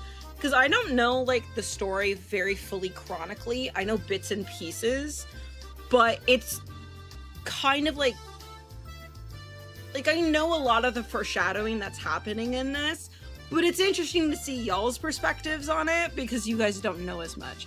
Yeah, the art style is very Lucky Star-esque. It's called moe. The art style is called moe. So if you literally Googled moe, M-O-E, you would find art style very similar to this. Jigsaw level murderer is the one who created that very elaborate trap that tried to kill you all. Satoko. That's funny though. Yeah, okay. Yeah, she's yeah. Was it John is his name? She's very reminiscent of John. Mole mole mole mole mole mole. Mole giant mole. Dude, those movies did not fucking age well at all. It's written like Mo from The Simpsons. It's pronounced Mo. Moe style. Alright. Yes, I knew you would get that. I love the Austin Powers movies. I really did like them. They did not age well. I can't tell you how many times the fucking car scene where he's like trying to back up the car but keeps going forward and then back. I've done that. I've done the IRL and it is so embarrassing. Of course they want their old as fuck. Yeah. Y'all, this is my last year in my 20s. This is my last year in my 20s. I'm getting up there. I'm getting up there. I actually don't mind it as much. It freaked me out when I was like 27, 28. I was like, holy shit, my 20s are disappearing. But I had pretty decent 20s. I had a lot of emotional growth in the last 10 years. And, you know, I wouldn't change it. I had a lot of poverty. This is like one of the first times in my life that I'm like, you know, financially stable-ish. But, you know, I've done a lot of emotional growing, a lot of skill development, a lot of discovering who I am, and I'm finally like settling in to my existence, and that's great. You know, I would not go back to being like 22, 22, 23, like, fuck that shit. I was so toxic. Let's not. I'm healing from that shit. Emotional damage. I'm so fucking.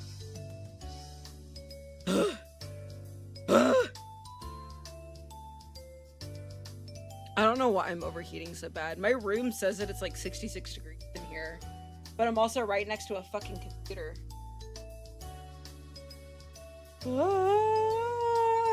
That's the best time or the second best time? The fucking early 20s? No, they're not.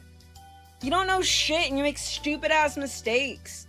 And you care so much what other fucking people think, and it's awful. I take my 30s over my 20s any day. And it's not like, for most people, you know, they start getting like body aches and pains in their 30s. Bitch, I've been dealing with that shit since I was 9. It's not that huge of a difference to me. But I appreciate having the level of emotional maturity that I do. I don't want to go back to that. I give less of a fuck. I still do. Like, I still have mild to extreme anxiety, but whatever. It's difficult being the teacher for all these different grades in one classroom. She had to teach something different to each one, but naturally she ends up spending all of her time with the younger kids.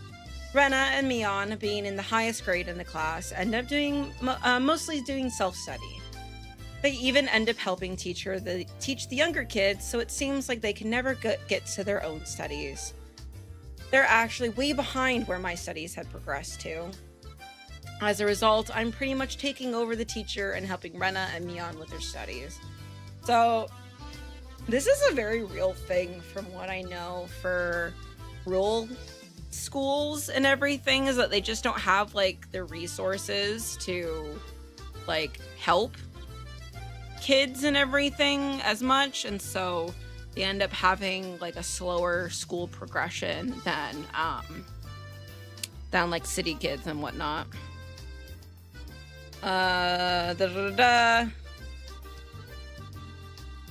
You're a pretty good teacher, Keiichi-kun. Easy to understand. Rena took a breather after finishing highlighting an important section. Teaching is making me lose confidence. It makes me aware of how shallow my understanding of the subject is. They say that words? Okay, the he is not helping me. They say that to teach someone something, you need to understand it backwards and forwards. So while you're teaching us, you're getting in your own practice. In contrast, this person over here is quite laissez-faire.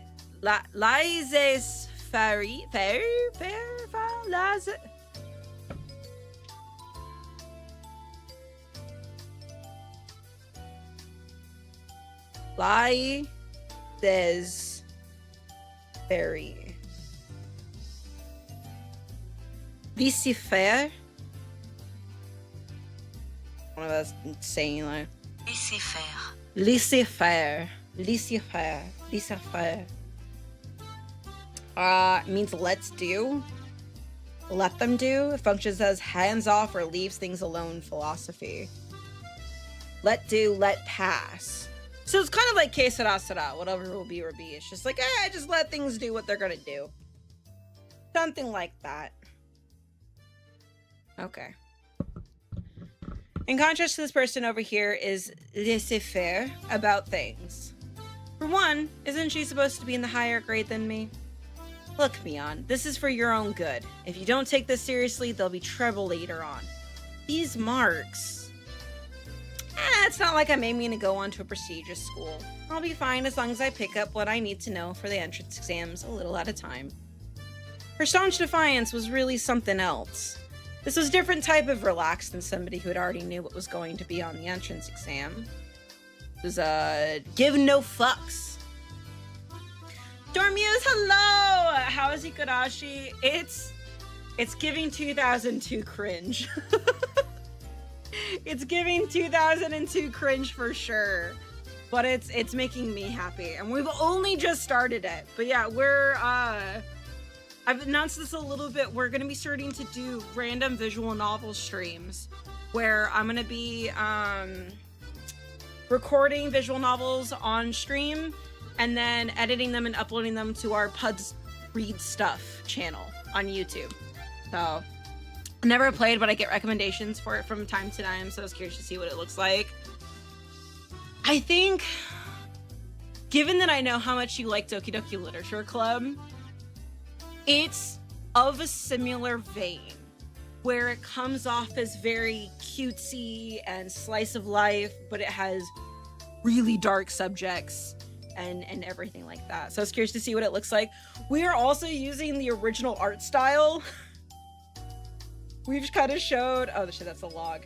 The original art style is this, while the updated version art style is like the super cute style. We're keeping the OG is perfect. The original is a perfect and horrendous. But yeah, this game was originally made back in 2002, so it's a very older series, and of course the updated versions are based off what the anime is, which highly recommend the anime if you can get your hands on it. The anime is by far one of my favorite. It has some of my like most terrifying fucking horror scenes in anime. Full Sails are very cutesy, yeah. It's very moe of the era. You came in at probably one of the worst times because we do have to run our 3-minute break, and I'm gonna go get fucking changed because it is hot as fuck. So we're gonna take a 3-minute break. I wanna go rest my voice. We're gonna run ads, and then we're gonna get back into the classroom with Mion and Rena and everything. It is so fucking warm, y'all. It's so warm. I'm dying. I'm fucking dying. I'm fucking dying everything. Anyway, I will see you guys in 3 minutes. If this is your perfect chance, if you need Penguin went to go do a beer break to go get beer, or if you need to go get snacks, drink and everything, whatnot. Shut the fuck up! I live in the Pacific Northwest. We're not used to this kind of heat, alright? Push.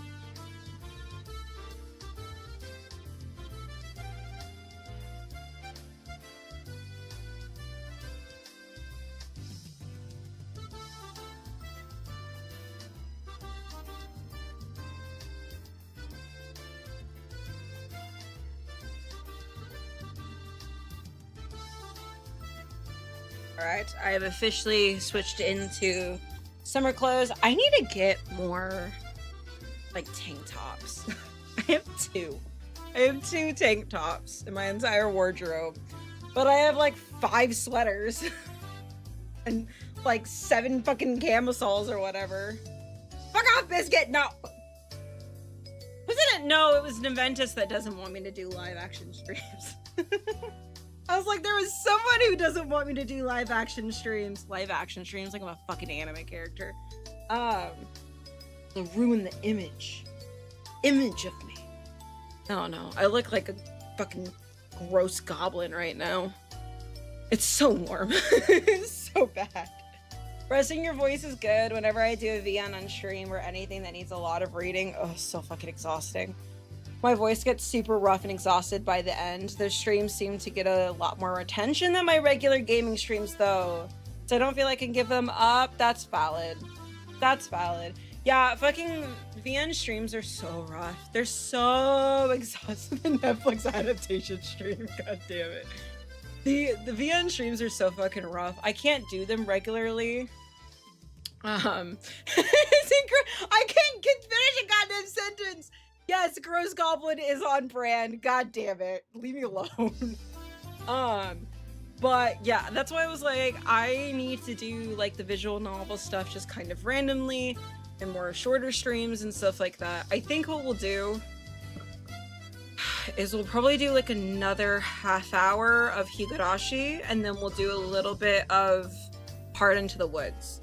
Because I don't want to burn myself on Higurashi, but I do find my energy kind of dying down as it also is starting to get hotter and hotter outside. I turned my AC towards me more. I'm like, I changed clothes and I'm like starting to kind of cool down. But God, it's fucking rough, man. It's fucking rough. But yeah, that's also like, because I know that I can't do VN streams as long. So that's why I don't like doing them for my regular stream days, because I try to aim for 3 to 4 hours on those days, like guaranteed. By the way, if you haven't, go subscribe to me on YouTube. We're streaming this right now on YouTube. You can watch the entire VODs of all of our streams on YouTube. And then we also have, I don't have a command for it, but if you look in the description on YouTube, if you're on YouTube at the stream, the description has a link to the Pudz Read Stuff YouTube channel. And that's where the edited version of these streams, the visual novel streams, is going to be read. So do that. Support the stream. Support the content. Support me. I'm unhinged. I need the emotional support. Okay. For deep breaths. Fuck.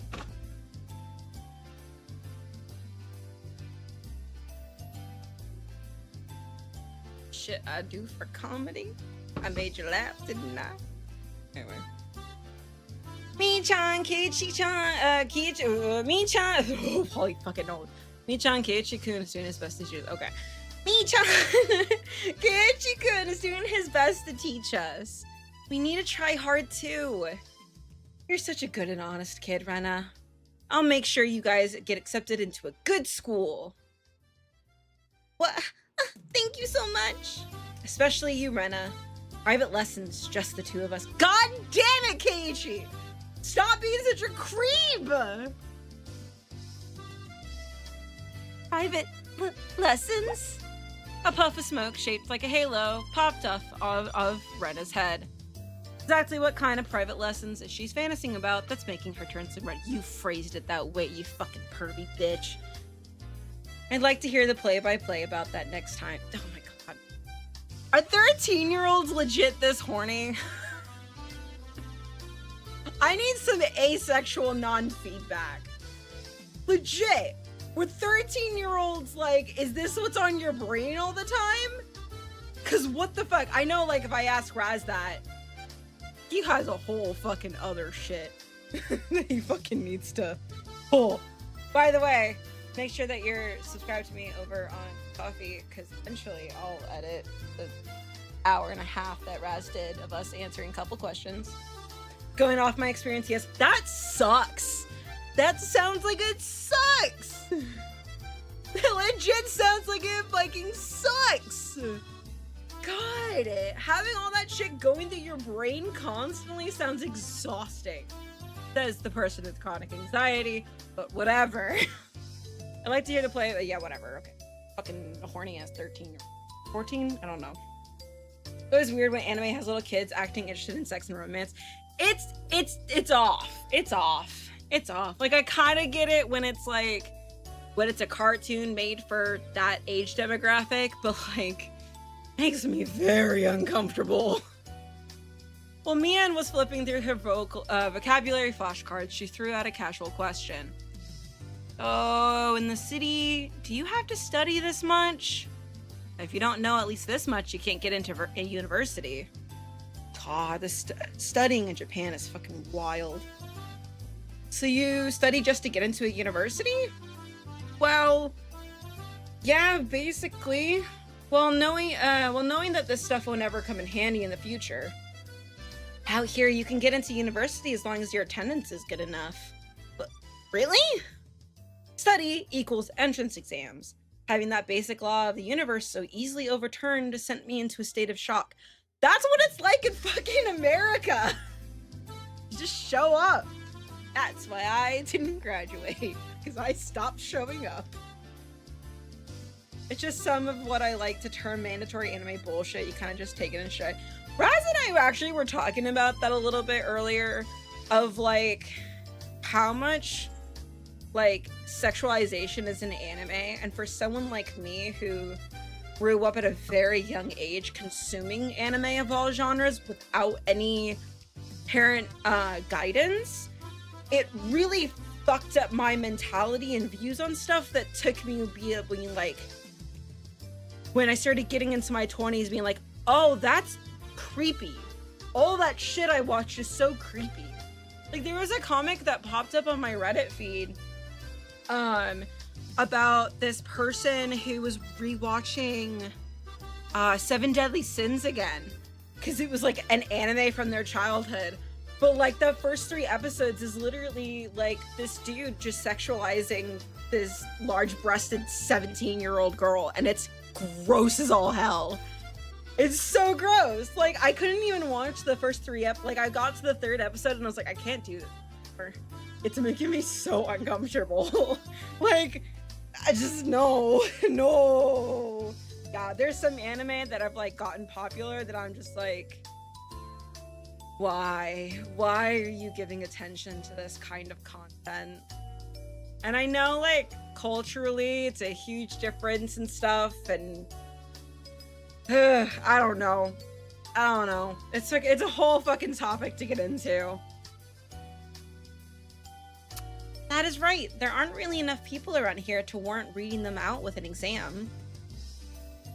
If anyone can get into university, then there's no need to be all uptight about this stuff, right? Well, that's true, but you should at least know the stuff that's common knowledge. This old geezer thinks that instead of wasting time studying pointlessly, you should be spending your precious teen years doing more meaningful things. It was too profound of a statement to simply laugh off. But since it was Mion, it probably didn't actually have that deep of a meaning. Ring, ring, ring, ring, telephone.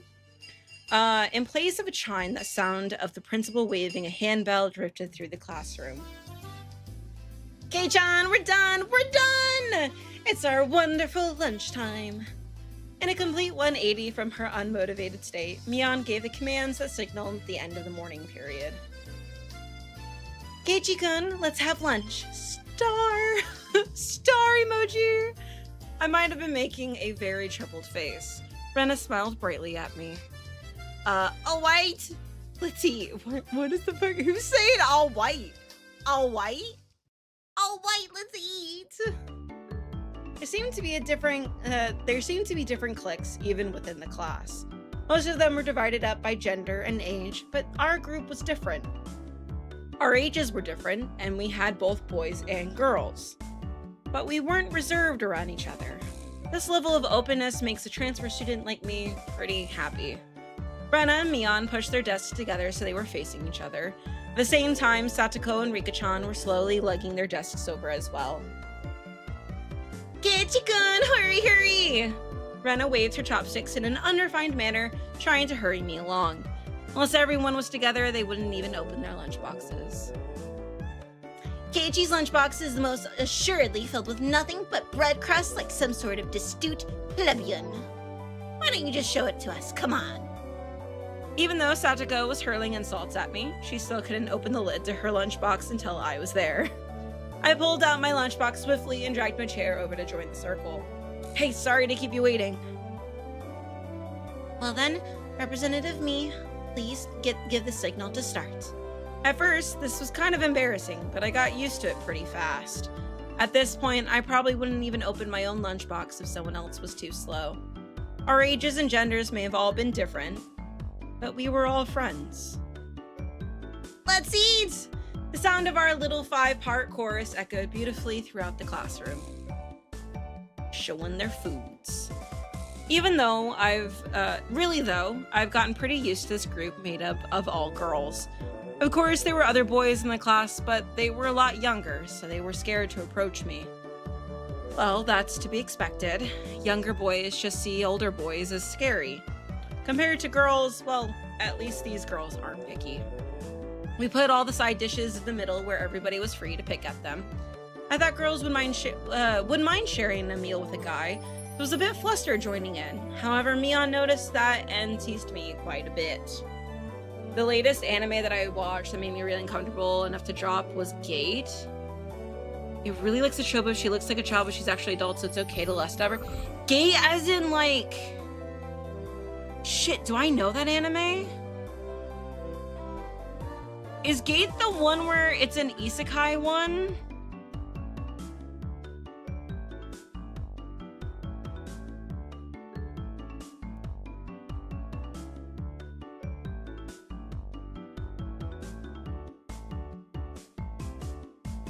Read this one?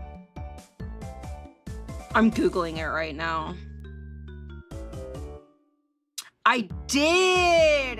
TV series from 2015 to 2016. Yeah, I don't think I finished this one. I think I was falling out of enjoying isekai anime at that time. Yeah, it was definitely one of those, like, meant for not greatness. The hands are hard. The artist who drew them probably, yes. Yes. Yeah, just a lot of isekai anime in general is like rough because it's very inappropriately targeted. Kind of gross. I thought girls would mind sharing a meal with a guy, so I was a bit flustered joining in. However, Mion noticed that and teased me quite a bit. As the fruit of my efforts, I can now reach over and take sides from anybody's lunch. My, isn't Sir Keiichi's lunch extravagant today? My, isn't Madame Satoko's lunch extravagant as well? The stewed stuff has a nice look to it, rather trendy. Buying into the fight that Satoko was staring, our chopsticks locked in a crisscross counter, stabbing into each other's lunch. My, how delicious! Oh, this taro's good. The stewed stuff is good too, even cold. After seeing my happy face, Rika-chan expression broke into a little smile. Aw, Rika made it. I saved some from dinner last night. By the way, Satoko and Rika-chan's lunches are always the same. Seems that Rika-chan makes it for both of them every day. Rika-chan made this too? This tastes like mom's home cooking. I was honestly impressed. The carrot rosettes weren't from a mold. They were done by hand with a knife. We had little shapes with them. That's not easy to do. I guess Rika-chan's just good at this sort of thing. She's really good at sewing, laundry, and stuff like that. Amazing, right? Amazing! Rika is quite exceptional in many ways. That's nothing for you to boast about. Nana's actually better at cooking than I am. Oh yay, we're praising Rena! Well, we had her pickles for breakfast this morning. It seems that the topic of conversation switched to Rena when she wasn't expecting it, making her blush and trip over her words. Rena's lunch was really the star of the table. Not only did it look good, it tasted good. Everyone else pulled from Rena's lunchbox constantly. Everyone liked this one so much before, so I made a lot this time. It's good, I hope. It got high marks from me. Mion, you're taking too much. Knocking Mion's chopsticks aside, I reached out, trying to secure my own portion. Satoko and Rika-chan reached over at the same time, and a struggle ensued. Everyone shoveled in mouthful after mouthful while praising it, and Rena's lunchbox was soon empty. It's kind of bad that no one thought to leave any for Rena. But I think Rena seemed rather satisfied as she looked up. I think Rena is definitely the type of person who's like, you know, I don't care if I eat, you make sure you eat all the food, that means that you liked it, da da da. She's that kind of like loving and caring. How did you like it? Isn't Rena-san? I love how saying Rena-san makes me feel like I'm gonna say Renaissance. Isn't Renaissance an extremely good cook too? Quite different from Keiichi-san. I said that's nothing for you to boast about. You're not much different from Keiichi-chan, Satoko. Can you tell the difference between broccoli and cauliflower yet? Oh, that's savage. That's fucking me. Satoko's face went pale. Hey, even I can tell the difference between broccoli and cauliflower, you know? Of course I can! I really can! Really hard for her to lie. Keiichi-kun, all taste good when they're boiled and topped with mayonnaise, right? What? Who's putting mayonnaise on top of broccoli? What? You shouldn't be picking on her. Mi-chan too! Rena hurriedly tried to follow up, but Mion laughed haughtily as she drew closer to Satoko. Well, let's just pretend it's a little home ec lesson. Now then, Satoko, what's this? Mion lifted up her chopsticks. Between them was a piece of green stuff wrapped in bacon. Yeah, I was about to say it's asparagus, probably. That's some asparagus. Mion made eye contact with me, and within 0.3 seconds, I had Rika-chan's mouth covered. Holding a piece of bacon-wrapped asparagus and giving her two choices, she's pretty terrible. The yellow one is cauliflower. No, wait, the green one is cauliflower. So which is it? Probably the yellow one is broccoli and the blue one is cauliflower and the green one is in a... You really know which is which. How about you just give up? I expect no less from the class representative. The oldest. The way she drives people into a corner just shows how much experience she has. Just bullying people? This is just a hunch, but being brought into the Sonozaki household must have been quite the ordeal. I do know, I really do. Then answer the question. I know. She finally broke down and started to cry. When she acts like this, she actually seems to starts to seem her age. Harassing her at this fucking point. I don't think Gate counts as an isekai. It takes place in modern day Japan. Does it? Mysterious portal appears out of nowhere to an alternative world with magic stuff. That is an isekai. Yeah, because isekai is just like, it doesn't always have to be by force. Like technically, like solo leveling is an isekai. It's the main premise for an isekai is someone from our world going to another world, and usually another magical world of some sort. Not always. Sometimes they get sent to like in the past and that's considered an isekai. But yeah, since they have like a portal to another world, it would fall under the isekai genre. It really fetishizes the military. Okay, that makes sense. Which was really uncomfortable for all the underage girl stuff. Yeah. I feel like the aesthetics of the characters. Rory Mercury, though, was fun to see her kick butt. Rory Mercury. I don't know. It's been so long since I've watched that anime. Like I said, I probably watched it back when it first got released, back in like 2017 or something like that. Oh, I've watched a lot. I don't watch much anime nowadays. I don't know. It's like if I try to go back to like the anime that I used to watch when I was younger, it's like shit. But like the anime nowadays is just also weird as well. I don't know. I'm falling out of... I read a lot of web comics these days, though. I've been reading one lately. I think it's like Save the Hunter or something. Save the Hero. And it's really good. Another isekai style, RPG style. Oh, how cute! Rena entered a state of euphoria as Satoko bawled her eyes out. Rena was in a state of bliss as she rubbed her cheek against Satoko's head and smothered her. Really, a very content face. One that wouldn't care if the world ended right then. It was that kind of smile. Rana! Mia's picking on me. Cute. It's okay. Rana and Nai-chan will take care of all those bad people who tease my little sister. Whoosh, poof, bam! It was like a flash of lightning. What was that just now? Both of Rena's fists shot out in supersonic speed, striking Mion and me squarely in our faces. This is Gap Moe! Yes! Rena is so peak! I love her! I love her so much!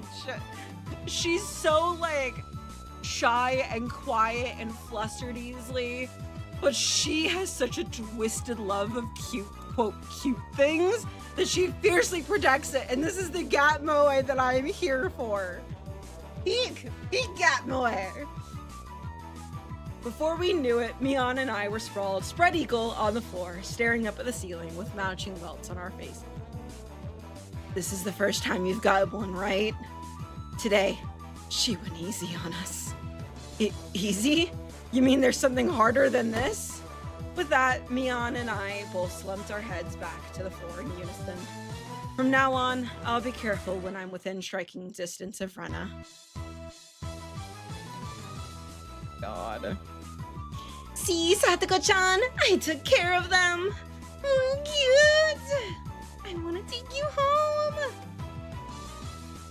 Making sure Rena couldn't see it, Satoko stuck her tongue out at us. She fucking manipulated Rena. That bitch. Just damn it all, using Rena like a puppet. Rika-chan massaged our bruises without saying a word. Oh my fucking god. Lunchtime is over.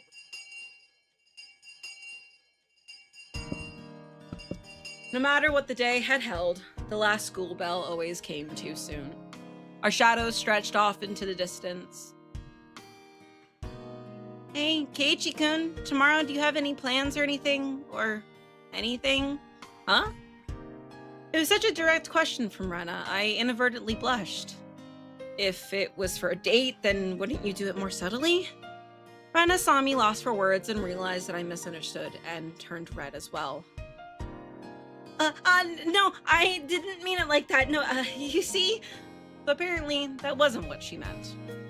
But since it was always fun with Rena in a panic, I went along with it a little. Oh, really? So it wasn't meant that way. Huh? Playing it up, I slumped my shoulders, feigning dejection. Keiichi-kun, why are you so disappointed? Why? Mi-chan!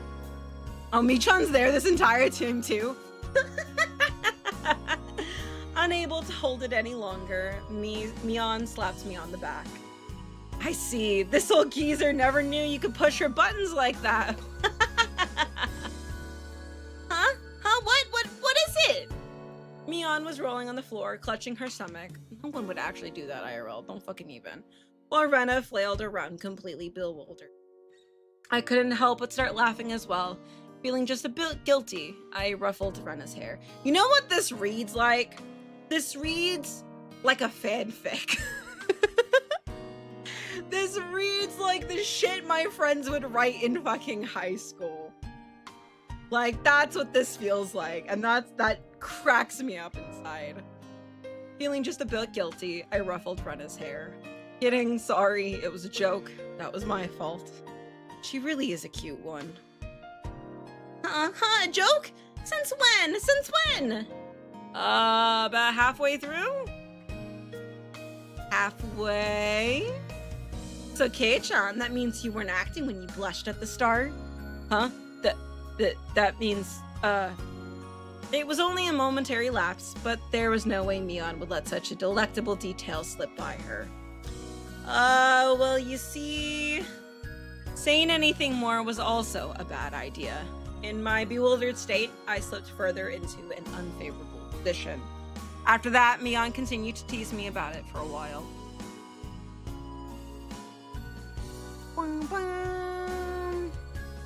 So, why were you asking if I'm free tomorrow, Rena? Oh, what were we talking about? been so long that Rena had forgotten. That's how long Mion had teased me. It's just, Kei-chan, you probably can't find your way around Hinamizawa by yourself yet, can you? That was true. I hate to say it, but if you blindfolded me and spun me around 3 times like we were playing Pin the Tail on the Donkey, I wouldn't be able to tell up from down here. Yeah, I don't think I know how to get anywhere besides back and forth from school. Yes. So you see, tomorrow we were thinking that Mi-chan and I could escort you through Hinamizawa and show you around. He's been here for a month and they haven't done this? That would be a godsend. Frankly, I was happy about the offer. You'll come, of course, right? If I'm free. You're being invited by a girl, you know? If I'm free. You're probably free anyways. If I'm free. I was being stubborn so as not to give a clear yes or no. Even though I thought it was a godsend, I'm too much of a scamp to say so up front. Keiichi-kun, perhaps you're not free? Perhaps? CJ, hello, welcome in. Heads up, I'm not going to be as talkative today as we're doing visual novels, so it's a lot of fucking reading, but welcome in.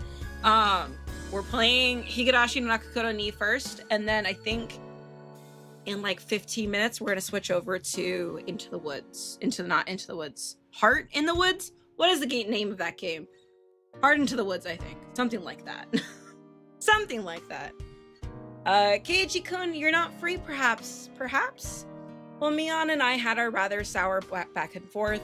Rena peeked over at me hesitantly. Figuring I'd been in a bit too rough on her, I just gave in. Sorry, forgive me. I apologize. I'm free. Great!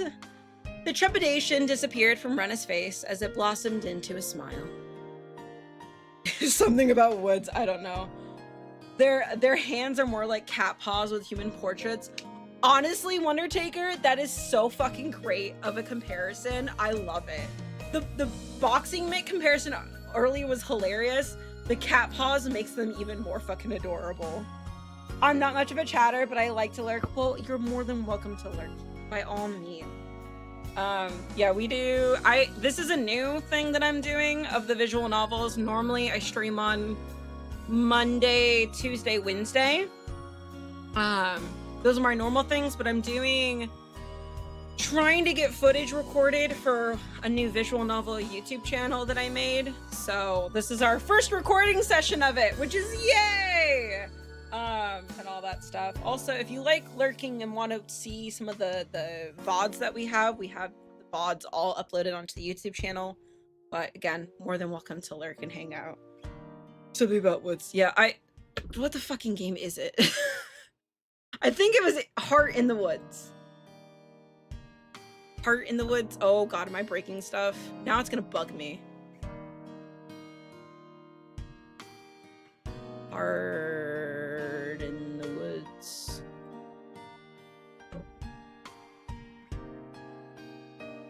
Heart of the Woods. I figured it out eventually. That's fine. Oh my god, it's still so fucking hot in here. I'm almost done with my iced coffee though, so. Wind in the Willows, Heart in the Woods, all that good shit. I have so many fucking Yuri visual novels. I'm so excited to get to them. So excited. And I also have I think there's more chapters of Higurashi too. I think I have 1 through 8. And I think there's 16 total. So Higurashi's a long ass fucking series. That'll be fun. Ben Ren already. Bet the Rena! Rena is fucking adorable. Yay, gay VNs. Lots of gay VNs. I have a lot of LGBTQ VNs. A lot of them. Internet being a dick, and I got 3 beers down working on the 4th. I'm ready to pun kids. Penguin, go drink some water. God damn, you're supposed to drink a glass of water for every fucking beer you drink. Don't even. Hydration, says the bitch that has. I drink coffee and tea. That works, right? Anyway. Hey now, hey now. That's what dreams are made of. What is that that song from? Some Disney shit. Seems like there is quite a difference between how cold you are to me compared to Rena, isn't there? It seems Mion didn't care for how rude I was to her compared to how quickly I agreed with Rena. But her being annoying was very interesting. So I pushed Rena forward, speeding up our pace to leave Mion behind. Let's go, Rena. Maybe it should be just the two of us tomorrow, leaving grumpy old Mion behind. Huh? Well, if Keiichi-kun is okay with that, then Rena's like dead-ass ready to leave Mion behind. I'm the one who came up with the idea to take him around. Don't ignore me, Keiichi fuck, what is his last name? Keiichi Maebara. Maebara. Keiichi Maebara. Keiichi Maebara. Fuck. It'd be great if the two of us, okay. It'd be great if the two of us could just go on a picnic together. We bring a basket, Rena. If we bring a basket, I'll make all the food, maybe. Don't you ignore me too, Rena. I'll tell everyone the two of you disappeared into the hotel district together. Do you guys have a hotel district in this bunk-ass town? Like, you only have like 2,000 people here. Like, I wouldn't assume like you could just go smash in the woods or something, right? Oh, shit. Well then, I'm going home right now to start making it. Did Rena just smack the shit out of Mion? Tomorrow's gonna be fun. Later, Keiichi-kun, Mi-chan, bye.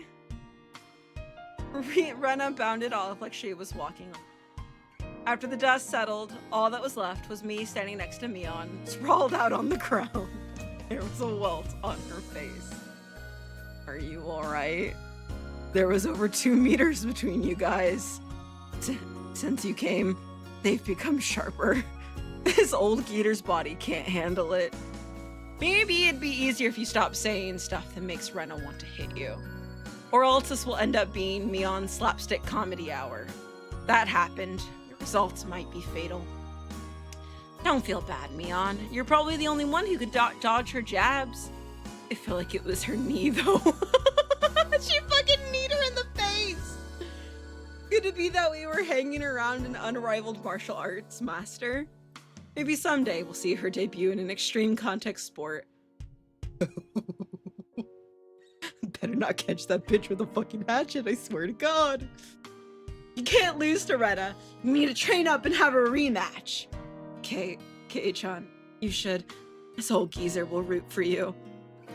Mion and I reaffirmed our determination to discover a way to counter Rena's infallible technique. Oh shit! This is at the end of the day.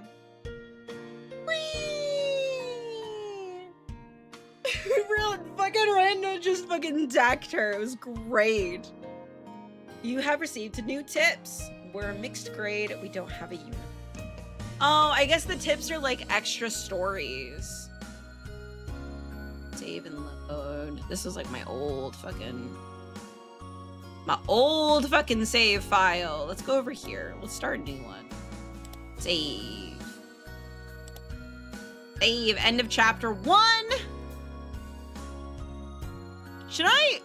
Here's a real question. For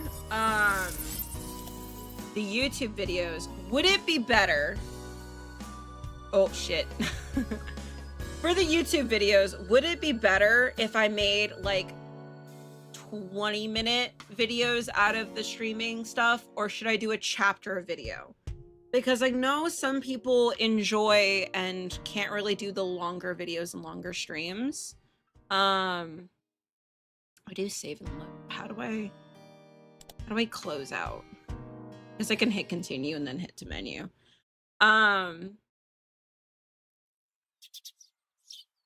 Which would end up being better? Okay. Yes, that doesn't help me. That doesn't help me. That doesn't fucking help me. Y'all suck! fucking Adea the other day. When in doubt, crowdsource. This is why I don't crowdsource. Fucking monsters.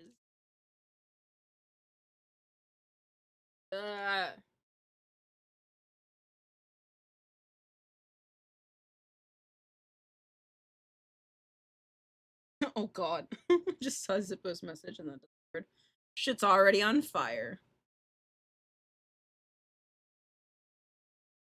Bum bum bum.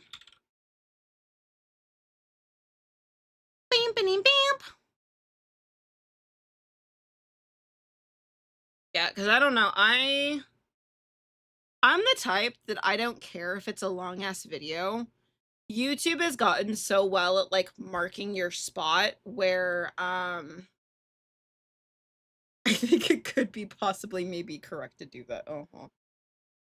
YouTube has gotten so like good at like finding your spot that you left off of. So I'll watch like an hour-long video, and if something comes up, I'll just pause it or go to something else and then come back to that video later. Please configure the following accessibility settings before starting the story. Test screen shake. At certain points, the game may shake the screen for visual effects. Enable. I think that's fine. Audio cues. A small notification will appear in the top left corner whenever the music changes, a sound effect plays, or ambience begins. For music, the song name will display for sound effects and ambience, a short text description. Yeah, let's get some audio cues. Yeah, I pause, come back with a lot of stuff. Yeah, I do that a lot. So I don't know if it would be, which would be more beneficial. Because I also don't know if I'm going to have the energy to do an entire chapter each stream. But like maybe that's a good like point. I don't know. I'm not talking about beers. I need actual fucking advice, you motherfuckers. All right, my image descriptions, additional descriptive text will be displayed on screen to accompany visuals, especially with effects in CG's example. Abigail skips through the snow laughing. Yeah, because especially if people are going to sleep to the videos, I can read that out loud and it can still be, you know, with their eyes closed. I'm telling you guys to get more beer. I don't even like beer. Thank you. More accessibility options, including text size, color, and font, are available in the game options. Please enjoy Heart of the. That's really cool that they have these options right off the bat. I would like to make this full screen, though. I can still see my fucking background. Oh, this looks gay. Heart in the woods. Cheers. Full screen. Thank you. Oh, I can play with this with a controller. I don't really need to. I normally have my text speed like set to maximum. Gay as fuck, holy shit. Sound. Is it voice acted? When enabled, text advance in auto mode waits until a voice line is done before continuing playing. What? That's cool. Sustained voice playback. When enabled, voice continues playing until finished or replaced by line. No. Voices at max. Dude, this is fully fucking... Text size large, please, because I'm a blind bitch. Am I the only dyslexic bitch that open dyslexia, a dyslexic font actually doesn't help me? Like, color off-white? Oh, we can just do it. Box opacity, this shit's all fine. Accessibility, self-voicing, no. Bitch, if I can get, I know we're still on small screen because we're gonna take a break before we actually get into the game. That is cool though. Toggles assistive self-voicing. Assistive. I don't give a fuck. I don't even get how the dyslexic font is supposed to help you make you less dyslexic. It's supposed to like I don't know, like it's supposed to allow you to separate the letters better, but it's never helped me. Like I've had like modifications on browsers and stuff that automatically change it to open dyslexic, and it doesn't help me. It is a little bit hard to read. I said I don't FK. No, I don't give a fuck. I don't. What does IDFK mean? I don't fucking know. I've never seen someone add an F to IDK. Jesus Christ, you new gens. Fucking Gen Alpha shit, Gen Z shit over here. No, IDK, what fucking IDFK means. This doesn't give a fuck about dyslexic people. You heard it here first. Okay, audio cues on, screen shake on, description on. Okay. I think that's it. Can you guys hear the music playing at all?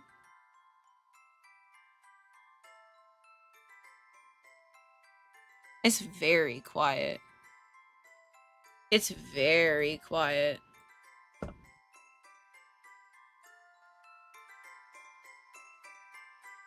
That's better, right?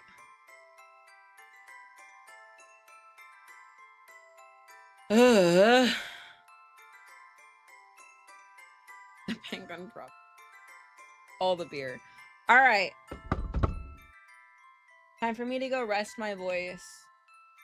I'm gonna go cool off for a little bit, stand in front of a fan. 3 minutes of ads. This is a perfect time to get up, go get a snackies, go get a drink, not liquor, and all that good shit. And then we'll be back playing Heart of the Woods. Since this is voice acted, I could probably switch out my chair too, so I don't have to fucking sit on this uncomfortable ass stool. So that'll be fucking nice.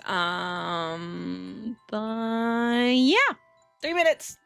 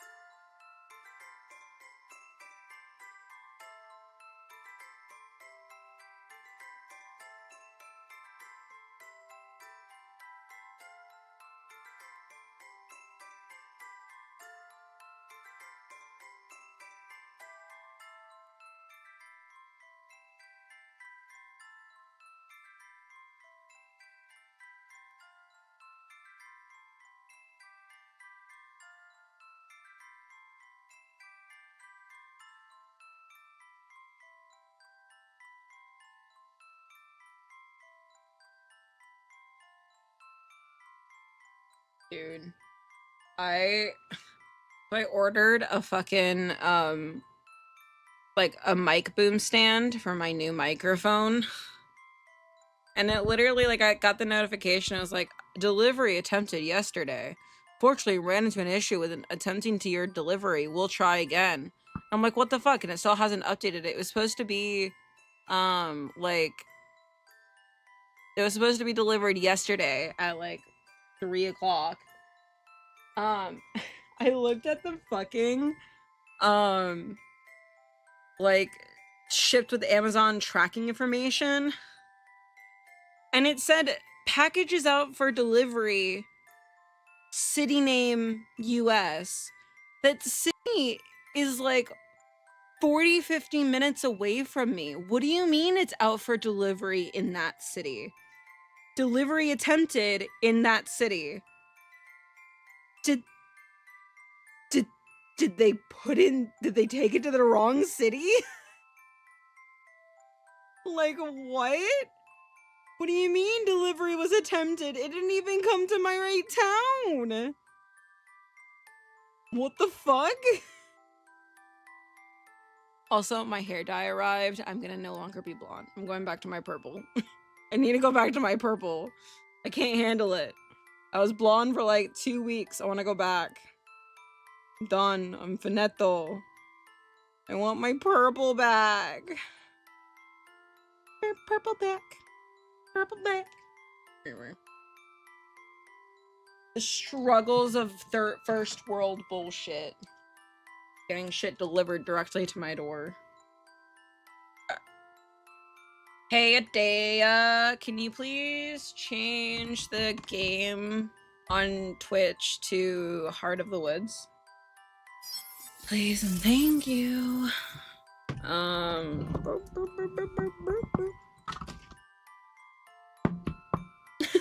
Delivery attempted in Vancouver for some reason is unsuccessful.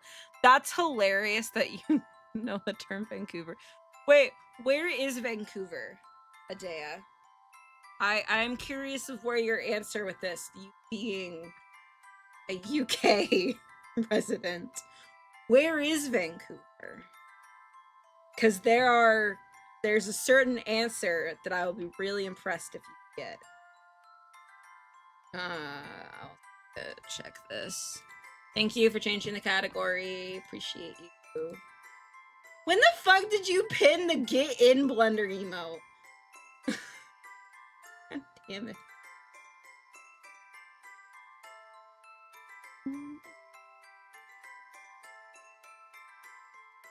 Vancouver is West Coast Canada. Correct. There is also another Vancouver. There's a Vancouver that I grew up with. There's actually a city called Vancouver, Washington. And it's very closely, like, associated with Portland, Oregon, where I grew up. Because Portland is on one side of the river border between Washington and Oregon. And then you cross the river, the bridge, into Washington, and you cross into Vancouver, Washington. So, yeah, there's one in Washington, very south Washington, like the very, like, right, it's a border town. I just came back from the toilet. Did we change games? Yes! So we changed to Heart of the Woods.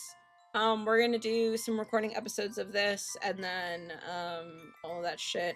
I have the name descriptions in the YouTube VOD, I think, but yeah. Oh, you've been to the Canada one. That one, I think I went to Vancouver, British Columbia, when I was really little. I think it was back in, like, 2001, back when I didn't need a passport to get to Vancouver. I've been to Vancouver Island, too. Yeah, that's where my dad proposed to my stepmom, I believe. I went up there pre-September 2001, so I didn't need a passport back then. We took the ferry up there. But yeah, so I grew up with living in Portland and knowing about Vancouver, Washington, and so it was really confusing when people would say Vancouver, BC, because I was like, what's the BC stand for? It's just Vancouver, Washington.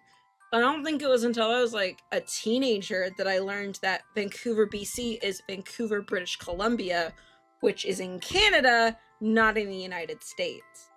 So, It's funny that you said delivery attempted in Vancouver, because that's technically a Washington City.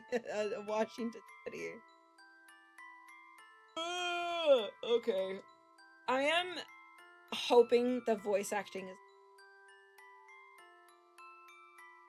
Find out. We will find out. It's in voice acting. What are the extras gonna be? Music room, gallery, notes? Credits? Huh. Alright, let's start this gay-ass shit. Chapter 1. Burpity. Ooh, Into Another World, begin Chapter 1. A winter wonderland. Fuck, I am gonna have to read, aren't I? That's how this place was pitched to us, out in the middle of the forest, with an unpronounceable name, in a village that time forgot. Did I accidentally leave it? Hold on, did I accidentally leave it on Open Dyslexic? Fuck. PT Sans, give it back, give it back. There we go. There we go. Out in the middle of the forest with an unpronounceable name in a village that time forgot. In the email, it sounded like every other ghost hunter's paradise that we get messaged about. Isolated and antiquated, with a tourist board encouraging hokey effects and gaudy billboard. The vast majority of those emails go unanswered. If Tara wasn't so capricious, this one probably would have too. But no. Something about journeying to the middle of nowhere for a month struck her fancy, and like always, I let myself get dragged into it. So here I am, for the last time. On board a lonely train to the village of Eastonfield, Tara and Maddie sit in uncomfortable silence. Maddie has blonde hair and red glasses, and wears a green jacket. Tara has layered red hair and a black hoodie, the t-shirt of the moon. Tara is sleeping while Maddie is looking out the window. The train beats out a slow, monotonous rhythm beneath us. It's an older machine, the sort that looks like it's supposed to take us to wizarding school, or that should be in a museum. When I bought the tickets, I thought we'd be getting on something a bit more modern. Oops. I shift in my seat, the tattered cushion and wooden boards doing little to soothe the pain in my back. We've been on this train for 12 hours, and I can feel every one of them in my bones. Tara's been out for the past 6 upright, but fast asleep. If the bumpy ride bothers her, she doesn't show it. The paperback she was reading dangles low in her hand, in danger of losing her spot in the book. I scuff my feet across the floor, kicking at nothing. As tired as I am, I'm afraid of our journey to end. For Tara to wake up, to have to talk to her. I'm almost offended that she can sleep. She should be as preoccupied as I am, fighting off intrusive thoughts and wondering what to say. You wouldn't know from looking at her that we've barely spoken for 3 days. That's how long ago I told her that this would be our last trip for the show together, and that I was quitting once we got back home. Oh shit, there's some drama happening! Everything since then, packing, booking our tickets, finding someone to take care of the cat while we're gone, happened in a blur. We've been cordial, but that's it. My heart hurts, but it tells me I made the right decision. Yawning, I lean back against my seat and pretend it's comfortable. The cushions are unnoticeable, nearly as firm as the wooden floor beneath us. A heater in the corner hems and haws like an old man, but it's not nearly powerful enough to fight off the chill. I desperately wish that I could sleep too, but one of us needs to be awake when we get to the station, and that should be any minute now. Plus, I've never been able to fall asleep on planes or trains anyway. It took me so long to be able to sleep in a car. I don't think I could do it anymore, because it was always so uncomfortable. Like, if I tried laying down or anything, like laying down, putting my seat back fucking hurts. Laying down in the back seat fucking hurts because I got like buckles fucking going into my back. I would never fall asleep on a train. I'm too fucking paranoid for that shit. Nah.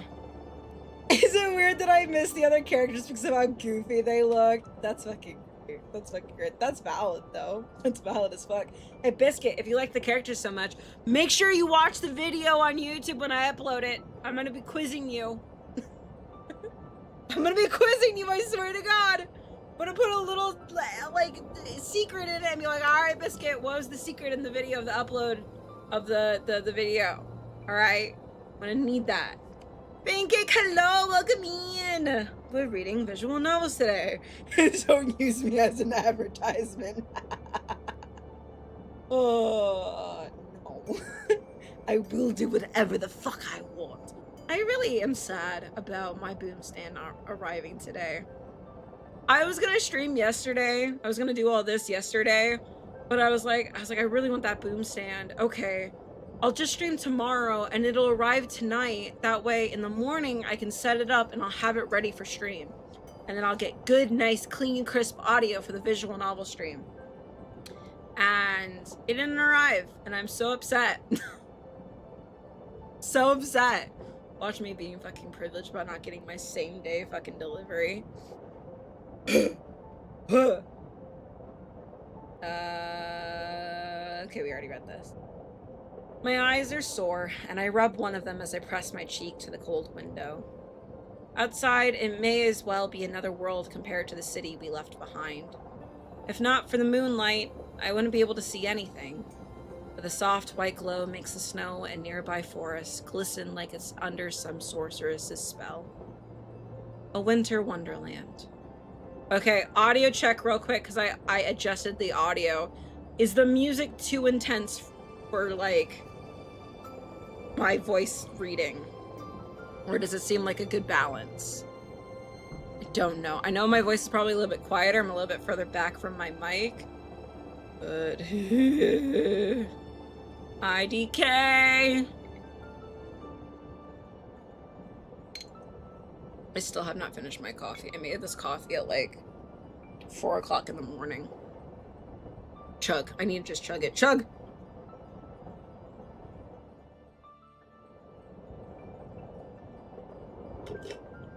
That was a bad idea. But no one's saying anything. I'm gonna guess that the audio is fine. It's good? It's good. Okay. I'm hoping so. Because, like, I need to figure out a better way to, like, figure out the different games and their audio's level. Almost a bit too good. It's relaxing. It's peaceful. All that good shit. The trees are all bare, save for the blankets of snow that covers them. Their empty branches looking like something out of a kid's Halloween movie, shaking in the wind as if possessed. They seem to stretch on forever, farther than I can even see. It's more like an ocean than a forest. Morgan certainly wasn't exaggerating when she said this place was out. Intermittent lights flicker amongst the trees in the distant darkness, which I assume come from either winter campers or hermits. That is not what I was expecting to be in the forest, but okay. I call them crazy, but I'm about to be that same position. Something catches my eye way out in the woods. One of the trees, barely visible, seems to shake in a different way than the rest, as if blown by a different breeze. Chug, you say, damn, I just got this bureau cake challenge accepted. Dude, that would make my stomach so fucking sick. Penguin, when was the last time you fucking drank water? Go chug some water, you dumb hoe. I don't care if you drink 20 million beers. I drink fucking a glass of water for every 4. Jesus. Jesus. A thin layer of frost is beginning to form on the outside of the window as I push my face against it, turning to try to find whatever it was I saw. It's gone, though.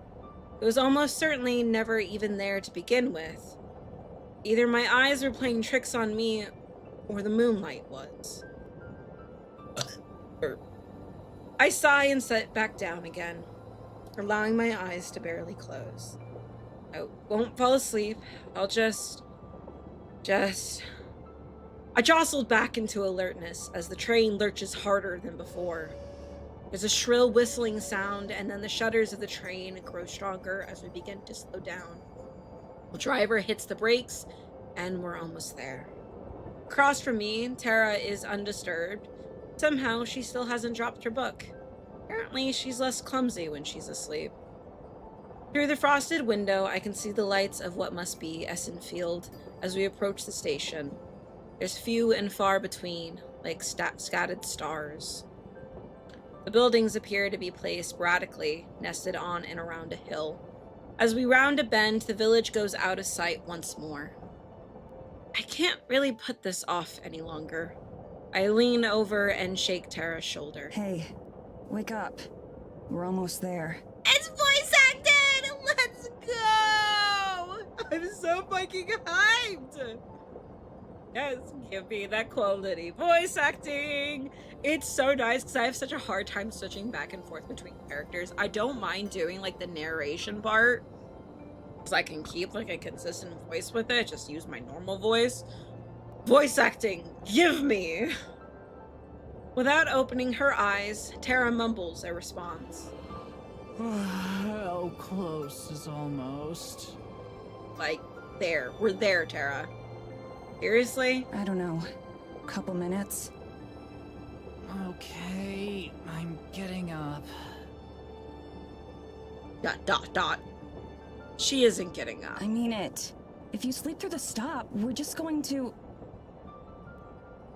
I'm up, Mads. She sounds like me when I'm fucking waking up. Like, don't fucking talk to me.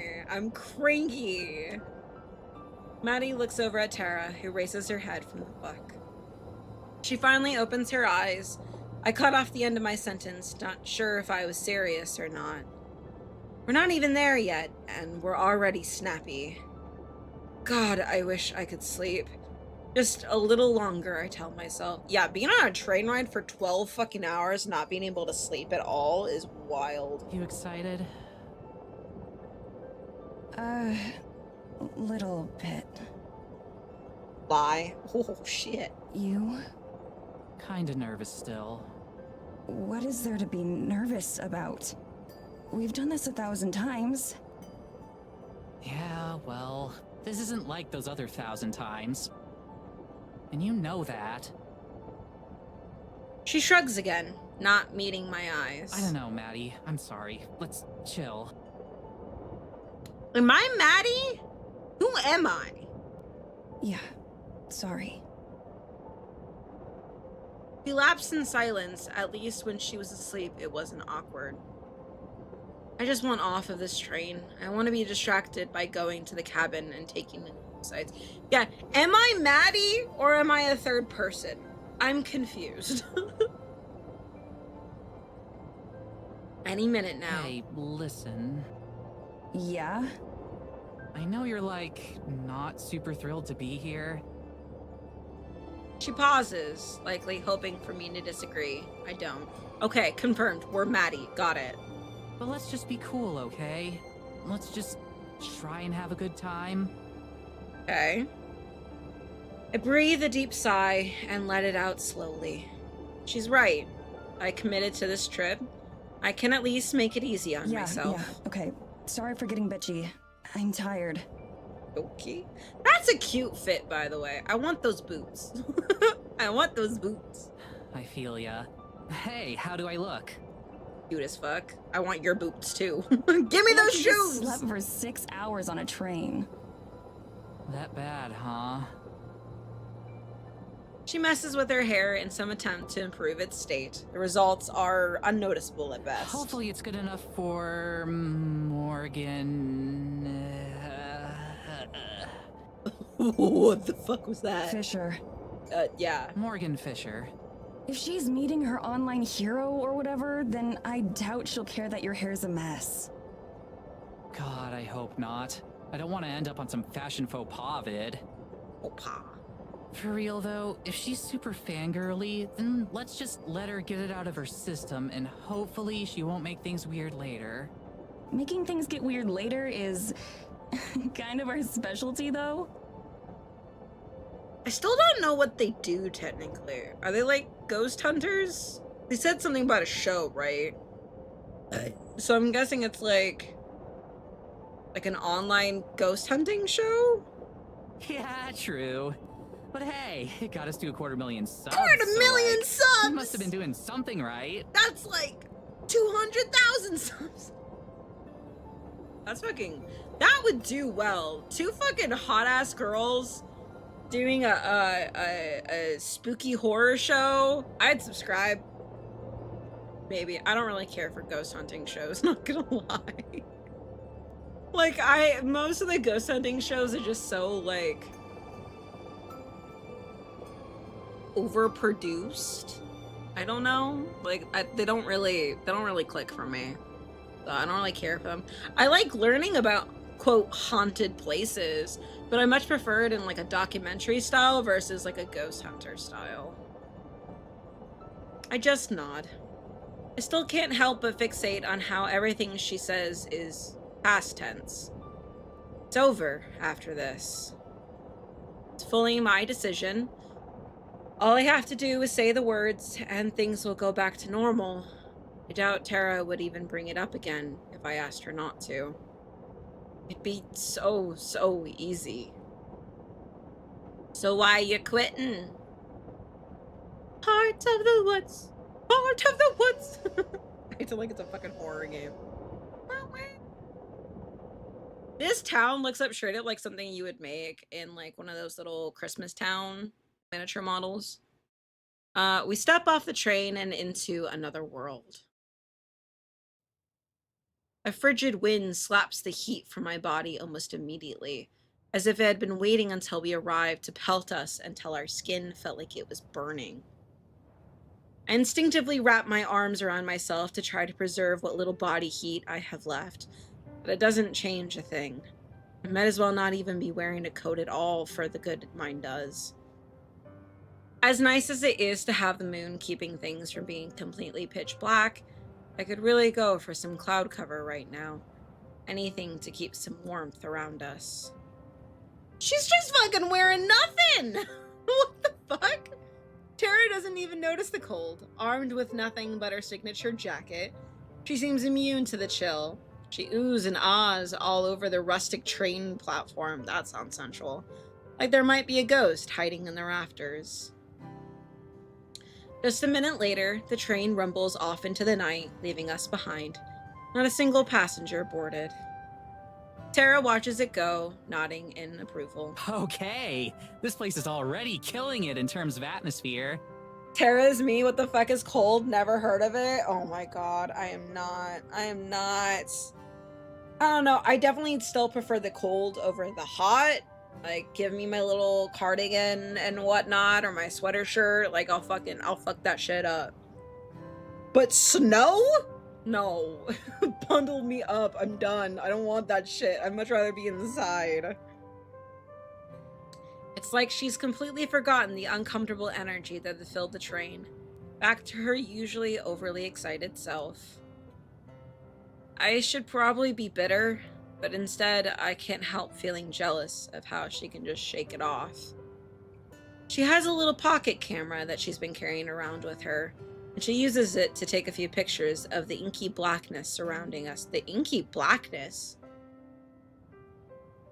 The what? Is that those little things in the clouds? Huh? Cold beers are here. Who wants one? Disgusting! Hapu it! You got any vodka? I really have, like... When Raz was sober, he was sober for like 3 years, I stopped drinking too, because I was like, I don't want to bring alcohol around him while he's going through this recovery, and I was like, I don't really need a drink. I'll smoke occasionally, whatever. And then I became a full-blown stoner. At this point, like, Raz and I got some, like, wine cocktail frozen mixers and whatnot. Alcohol tastes nasty. Like, who actually drinks beer for the taste? It's fucking gross. Gross! I get too warm in anything except snow just by walking at a normal pace. Oh. It sounds miserable. Oh, poor Atea. Oh my god. Key blackness. I think she's referring to how rural it is, no city lights or anything. Maybe. Maybe.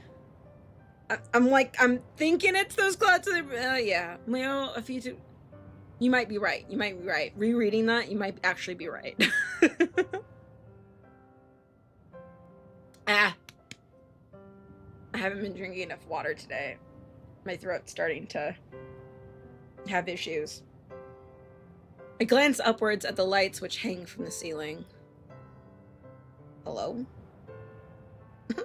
My keyboard's dying. My keyboard's dying.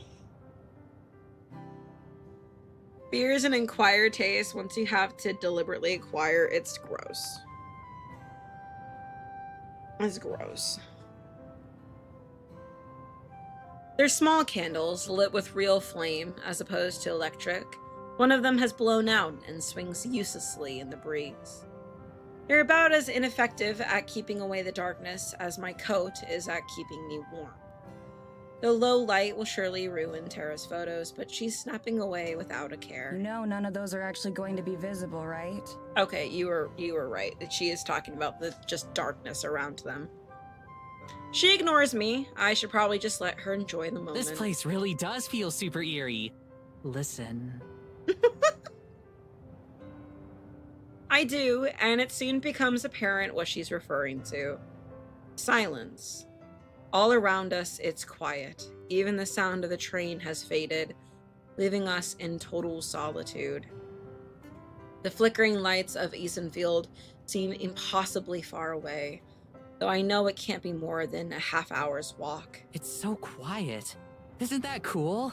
We're definitely not in Kansas anymore. Okay, I'm on Tara's side with this one. Like, that sounds fucking fun. Just the absolute quiet and just hearing the wind. Oh, it's so nice. That's one way to put it. I took my dogs for a walk at like 5 o'clock in the morning, and my neighborhood was so fucking quiet. Not even a single dog barking or car noise, and it was so peaceful. Give me more of that shit. I would dead ass live in the countryside if I could have that quietness, but like, I'm also too paranoid to live in the fucking countryside. Early morning quiet is so nice. It's really nice. I have found that I really do enjoy waking up at like 3 o'clock in the morning, going to sleep at like 5 p.m., 7 p.m., and then waking up early as fuck. It's just, it's so peaceful for me. It's so fucking peaceful. I strain my eyes and ears looking for any hint of Morgan, who's supposed to be picking us up. I think the sound of a car's engine would carry pretty far out here. For real though, I think this could be the place where we finally get some hard evidence. Something solid. They've never gotten any evidence of ghosts. Oh no. She says this every time, but she usually sounds like she means it more. Just look at it. Something's gotta be out there. I can feel it. We both look off towards the trees. From the train, it was difficult to see where they ended. Here on the platform, it's impossible. My expectations aren't any higher than usual, though, which is to say, non-existent. I wonder if Tara really believes what she's saying, either. When she speaks again, her voice is quiet. That would be the perfect send-off, wouldn't it? Oh, no! Don't tug at my heartstrings, you motherfucker! Her words sting. Damn it, not here, not already. Are you leaving because you're getting feelings for her and don't want to confess? Is that why? That what it is? I want to try and deflect away from this somehow. Set her back on her path, or enjoy this moment without spoiling it. Who knows? Maybe this will be the one that finally gets you a con panel so you don't have to crash someone else's. That was savage. That was one time, and their panel would have sucked without me. Her voice has an edge of her typical bravado again. It's a relief to hear. She turns to her camera, and I give myself a moment to try and take in my surroundings. Supernatural or not, there's something oddly serene about this place. That said, I'd like it a lot more if it wasn't so damn cold. I shiver and cross my arms even tighter. Surely Morgan will be here soon. Already, we're only, what, 20 minutes into this game? The writing is beautiful. Like, the writing is actually, like, feels natural. Not only, like, the dialogue between the two, but the descriptive, like, scenarios and everything. It's pretty damn easy to read out loud, and it sounds good. Like, I always get so fucking picky about that in, like, visual novels or games or whatnot. I'm very judgmental about it. But, like, this is high quality so far, and I'm here for it. I can't wait to see the village tomorrow. I hope it's like one of those museum exhibits with the little replica towns and people. Didn't I just make this a fucking example that I thought that town looked like the Christmas miniature towns? In what way? Like, architecturally. She sounds up the word slowly. Is Tara me? All rustic and old-timey. Okay. I can't imagine that it'll be that different from home. They've got to be modern enough for Morgan to watch Paranormal after all. Paranormal? That's the name of their show? That's adorable as fuck. If you're expecting people to be walking around in monocles and waistcoats, you're gonna be disappointed. That's valid. Here I thought I'd finally get a chance to show off how amazing I'd look in a top hat. I want a top hat. I'm sure you'd be the teen heartthrob of the Victorian era. Wait, teen? How old are they? Oh no! Wait. How old are they? I need to know this. They have to be 18, 19, right? Right? Please? Please? I'm too old for this shit. She gives me a brief snort of amusement. Her response feels more muted than usual. The fact that we're still able to banter is a good sign. I'm glad that I can cheer her up, even if I was the cause of her low mood in the first place. However, after a moment, she looks back at me. Her expression is serious for once. Okay, so about Morgan. Like I said before, let's give her a chance to get all the excitement out of the way first. We should be nice and friendly, but let's try to keep it professional. Valid, okay. I never thought I'd hear you, of all people, say that. Yeah. Find myself flashing back to all the unprofessional situations I've had to extricate? Extricate? That's extricate, right? Do I have to Google this again? Extricate Tara from, ranging from bad one-night stands to actual police custody? Okay. I was focusing on the wrong fucking shit. Oh my god, Chris Hansen appears from the shadows. I know. When she said teen, I was like, hold on, wait a second. Wait. We already went through that with fucking Higurashi series. I don't fucking need this in this one too. There are a lot of ways I could describe Tara, but professional is definitely not one of them. Hey, I usually make a good first impression. First impression. It's the second and third impression that we're concerned about. It's just the second impression and beyond that you've got to watch out for.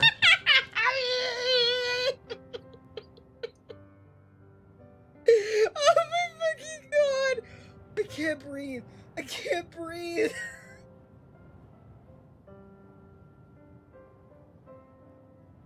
That was legit funny as fuck. Oh fuck. I have nothing to drink.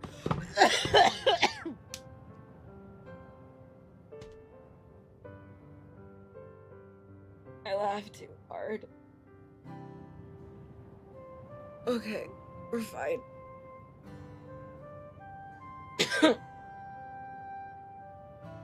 I chugged all my coffee, so I don't have anything to drink anymore. I laugh out loud at that. I catch her smirking before she looks away. She can play it cool all she wants, but I can tell from the way she's bouncing up and down that she's undeniably excited for this fangirling she mentioned. Usually one of her favorite parts. I'm sure a little ego boost will go a long way right about now. I can feel myself hopping back and forth slightly as well, but that's more out of a desire to keep my blood flowing. According to Yuri Wiki, Tara is 25, Maddie is 24. Thank fucking God, Adea, you are a saint for looking that up for me. I appreciate you. Also, what the fuck is Yuri Wiki? The fuck is Yuri Wiki? Oh, that makes me feel so much better about any and all comments I will make during this game. Thankfully, it isn't too long before I can see the silhouette of someone approaching through the storm. Oh, thank God. It's gotta be her, right? Given that we're the only people out here, I really hope so. Oh, she's adorable! As the girl gets closer, she gets easier to see. Not exactly an imposing figure, but she moves with purpose. She's carrying a large thermos, which she raises in greeting as she approaches. Morgan has orange hair, green eyes, and a handmade sweater. She doesn't emote as she approaches the girls on the empty train station. That's a weird sentence. She doesn't emote? Doesn't emote? I get it. I understand it. But that is a bizarre sentence. I don't think I've heard that before. I wave back. One of the first things I notice about her is that for some ungodly reason, she's not wearing a coat. All she's got on to protect her from the frigid weather is what looks like a hand-knit sweater, much like Tara. Once she reaches the platform, she greets us with nothing more than a tired smile and a small nod. Not exactly the geeking out Tara was expecting. Hey there, you two. Sorry I'm late. That is not the voice I was expecting to come out of that face. Also, my face just... that is not the correlation in brain did not compute. Her voice is friendly but flat. She sounds like she hasn't slept in days. Tara looks a little bit taken aback by how subdued she is. Recovering quickly, she puts on her big celebrity grin. Oh, no worries. Are you Morgan? That definitely would throw me off too, I feel it. That's right. It's really nice to meet you, Tara. Morgan is 23, by the way. Sweet, okay. All of them are well above legal and mature brain, and I don't have to feel taboo. Emo as a verb is completely valid. I understand it sounding weird if you only hear it as a noun, though. Yes, yeah. I mean, like, I know it can be used as a verb, but it does, like, it doesn't click in my brain. It doesn't click in my brain very well. Morgan's smile does seem to grow warmer as she greets her, but her face quickly regains a neutral expression a moment later. She sounds like she might be dealing with something right now, and that's why she's not able to be as excited. I see Tara smile, faltering, as she realizes that this is clearly the maximum amount of geeking out this girl is capable of. To her credit, she recovers well. Likewise. Charmed, I'm sure. Okay, maybe not that well. Tara extends her hand, and Morgan gives her a brief handshake before turning to me. You're Madison, right? I think we spoke online already. Just Maddie is fine. Nice to meet you. She shakes my hand as well. It's a firm, friendly handshake that ends as quick as it began. Before she continues, she takes another sip from her thermos. I find myself wishing for a cup of coffee, too. It really is nice to meet the two of you. I'm sure you receive a lot of invitations, so I'm glad you were interested in mine. Are you kidding? Remote village in the middle of a huge forest? There's no way I'd pass that up. I've heard all kinds of stories about the things you'll find in places like this. I said, there's one more main character. I will not tell you their age right now because it almost made me spit take, but they're an adult, don't worry, okay? Oh no. Oh no. Okay. Well, we'll keep an eye out for them, I suppose. What are they gonna be like? in their 30s, but they're like a kawaii character or something like that. Hopefully not too many, or I won't have anything new for you. Oh, I'm sure you've got something I'll be interested in. Tara, that sounded dirty! Real smooth, Tara. So much for being professional. I can see Morgan's mouth twitch slightly at the comments. I can only hope it was something closer to a smile than a grimace. Tomorrow I can show you around the village. There isn't too much out of the ordinary there, but I'm sure you can find a few things that interest you. That would be wonderful. We can go sightseeing when Tara isn't off chasing spirits around in the woods. I'm gonna do something real quick. I'm gonna make the music a little bit quieter, because it is a little bit much for me. It's a little bit much. It's very gorgeous. It's a little bit much. Let's also save, because why the fuck not? Morgan and I both smile. Tara flashes me a look of mock annoyance for the slight. But it's probably eating her up that I've gotten more of a reaction out of Morgan than she has. So she's just jealous. It's about a half-hour's carriage ride to the cabin if you guys want to head out. Do you need help with your bags at all? Carriage ride? Tara lifts her bags, giving Morgan another shiny grin. I'm pretty sure I see her accidentally flex her arms too. Oh my god. Don't even worry about it. I got this. That is such a fucking lesbian thing to do. Just be like, hey, look at my muscles. I can fucking carry this shit. God damn it. Okay, cool. This way. Oh shit. Sorry, I cut you off. My bad. As we follow her, I can see Tara pouting behind her. I've never seen the wind get taken out of her sails like that. At least that gives her another thing to think about despite my departure. Wait a second. Did she say carriage? Yeah, I clocked that too, or that earlier as well. Oh no. Way. We're standing in front of an honest-to-God horse-drawn carriage. If it weren't for the little white puffs of breath coming from the horse's nose, I'd be willing to believe that it was some sort of commemorative statue. This is so cool. Is it yours? It belongs to my family. Given that there aren't any roads through the woods, there isn't really a point to anyone out here owning a car. That's valid. I move closer. Okay, but I would imagine more instead of, if it's in modern day, instead of a horse-drawn carriage, which is, like, janky as all fuck, wouldn't, like, an ATV be more useful out in a place like this? Am I wrong on that? But people who live in the countryside, correct me if I'm wrong, like, you're in a place that doesn't have any solid roads, I feel like a carriage is still gonna be uncomfortable and, like, janky. Like, you want an off-roading vehicle. There are off-roading vehicles. That is a thing. I move closer, examining the craftsmanship as best as I can in the moonlight. The design is fairly bare bones, but a few flourishes here and there, and some semi-ornate painted finishes make it clear that this was something built with love and care. Somehow, I'm the only one who seems intrigued by our ride. Tara, come take a look at this. As I speak, I look back and see her standing completely still, as if the cold has rooted her to the spot. Give me a sec. I'm just taking in the view a bit. From a distance. Is she afraid of horses? She's trying to act nonchalant, but her wide eyes keep flickering towards the horses. Her previous genuine grin has turned into a very nervous grimace. Slowly inching forward, she scoots further away from the horses as she approaches the carriage. I doubt she planned for part of her first impression to be Morgan learning that she's absolutely terrified of horses. Oh my god. She had better at least learn to tolerate them, or this is gonna be an even longer trip than I expected. Wait, if this is the only way through the woods, how are we going to get back and forth between the cabin and the village?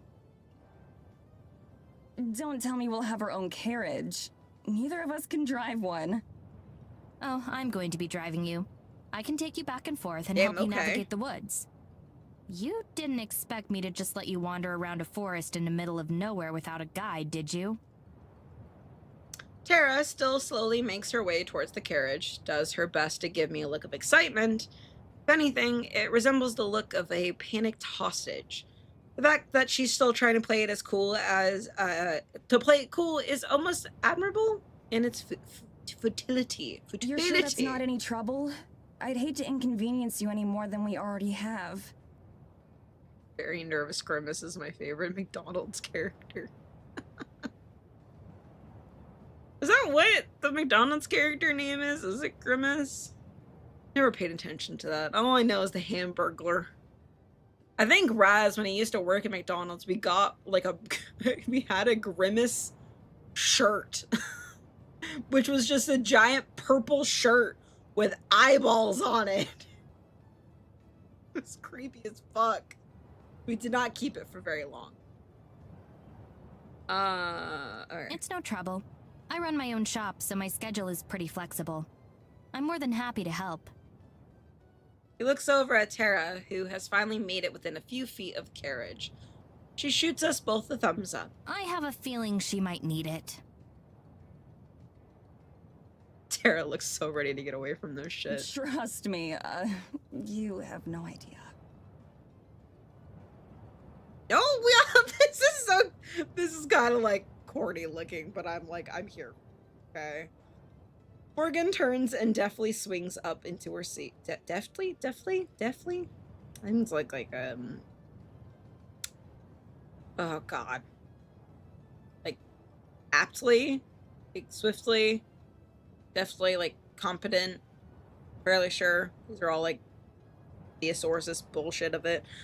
Taking a hold of the reins, Tara finally manages to place her hands on the carriage and climbs up to sit alongside her, shaking all the way.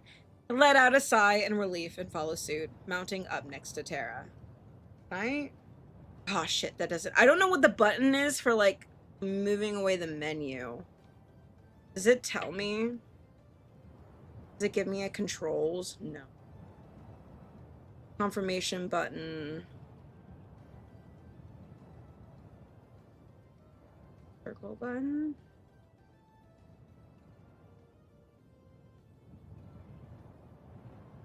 I guess you can change the confirmation button on.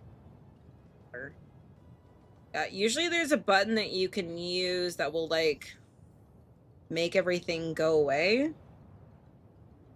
I could try pressing H, but I don't want to skip this just yet. It's a little cramped up here, but I feel weird just sitting by myself. Besides, not keeping an eye on Tara is a pretty guaranteed way to make an even worse first impression.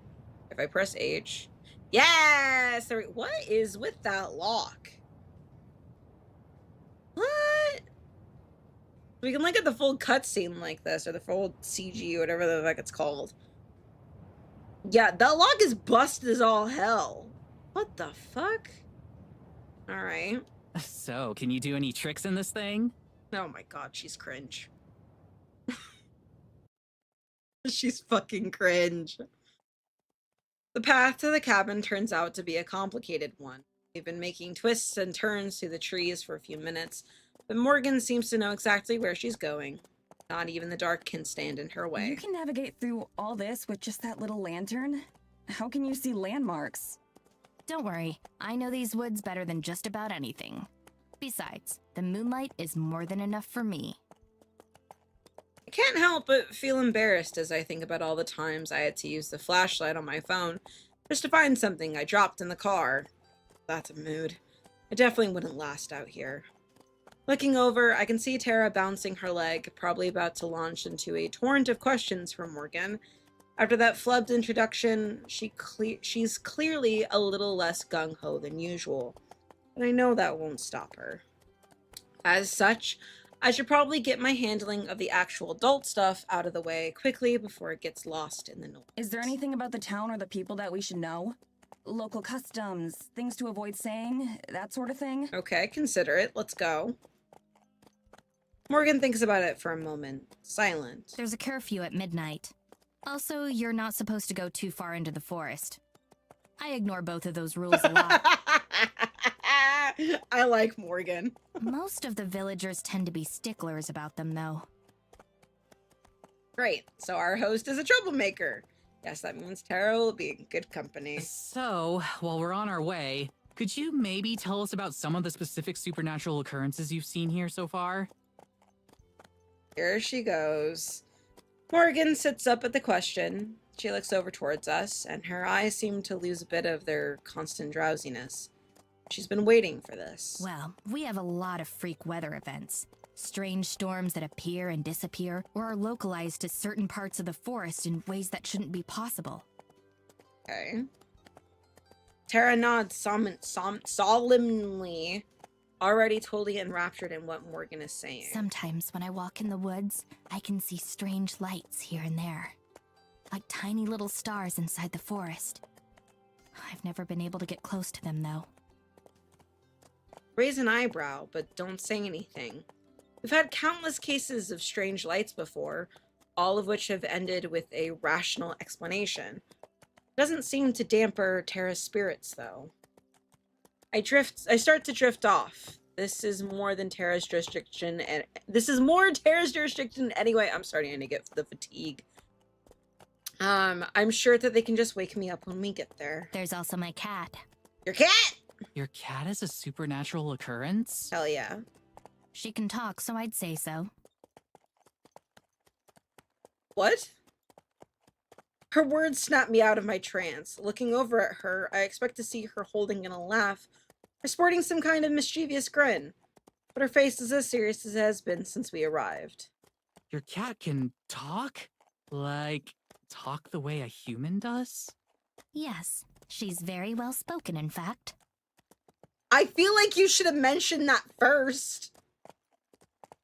I try to hide a sigh. Weird weather and lights in the woods are ambiguous enough that we can play along with them. But every so often we get these blatantly fake claims too, like a talking cat.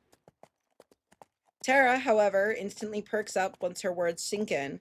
She can't actually believe her, right? So, could we talk to her? She won't mind if I ask her a few questions, right? I was hoping you'd ask. I think you'll be very interested in what she has to say. I think your cat's a witch, or a familiar at least. The whole thing is clearly some kind of joke, but Tara is absolutely taken in. I can practically see the world. Yeah, the fatigue is hitting in. I can't speak. I can practically see the wheels turning in her head as she plans out her follow-up questions. That's never good. So, do you have any ideas about what could be causing it?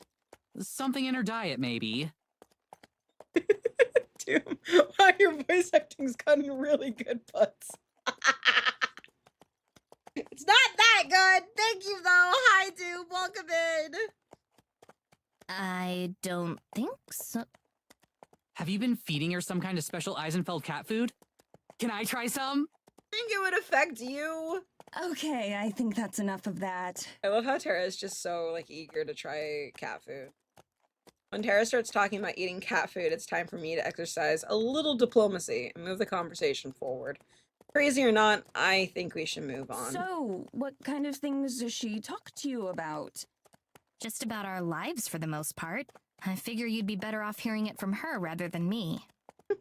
We're gonna meet a fucking talking cat. I'm sure that'll be illuminating.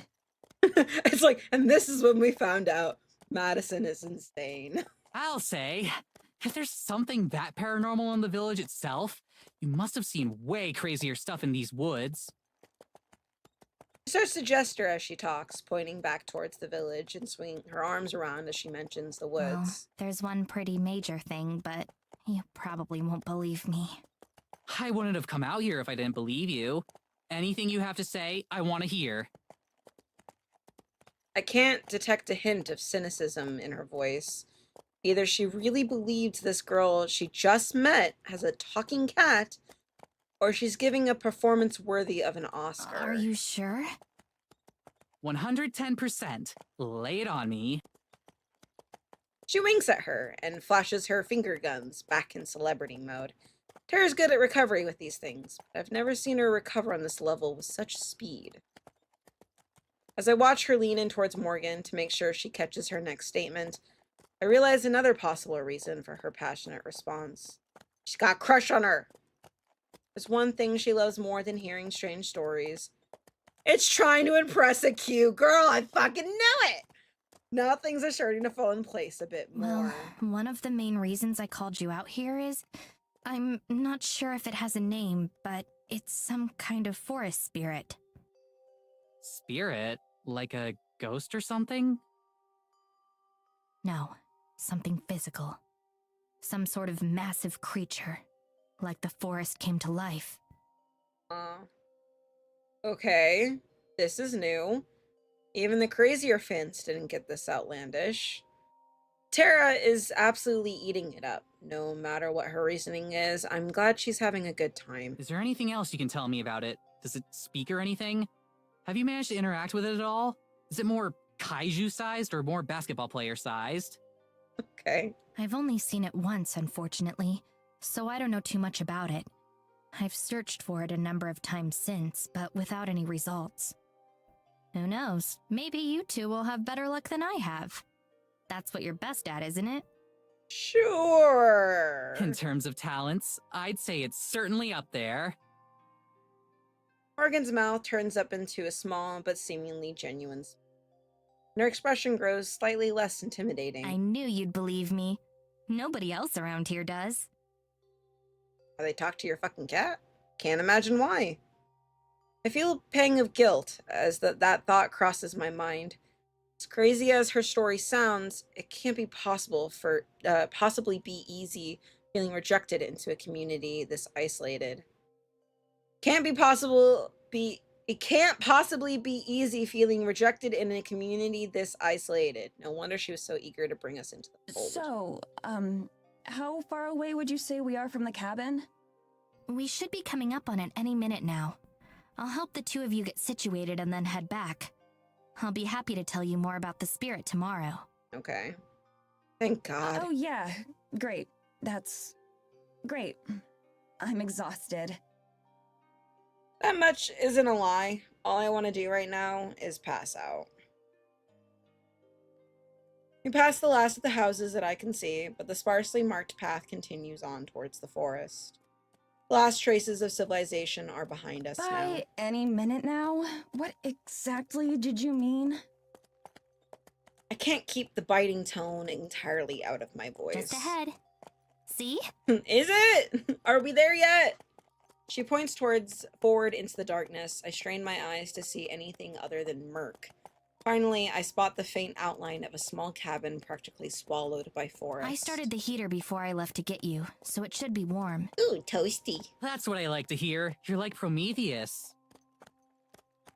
Who? I'm surprised you know who that is. Why? I love that movie. Oh, God. Morgan suddenly jerks the reins and the horse comes to a stop. Tara and I are rattled from our seats and nearly fall forward. Damn it. What'd you do? What happened? Rather than answer, Morgan just glares into the darkness where the cabin is. I strain to see what she does as my heart starts to race. Is it a wild animal? A bear? Wolf? There's a sound of footsteps as a shadow detaches itself from the cabin and moves towards us. A human shadow. An older woman comes into view, stopping just at the edge of the lantern's light. A stern, older-looking woman steps out from in front of the cabin. She has the same orange hair as Morgan. Oh, shit. Is it Mama Morgan? Prometheus was the Greek god who gave fire to humanity and was punished for it. That's why that name sounded familiar. I was like, I knew it's some Greek shit. I'm not as well versed with Greek mythology, I'm not gonna lie.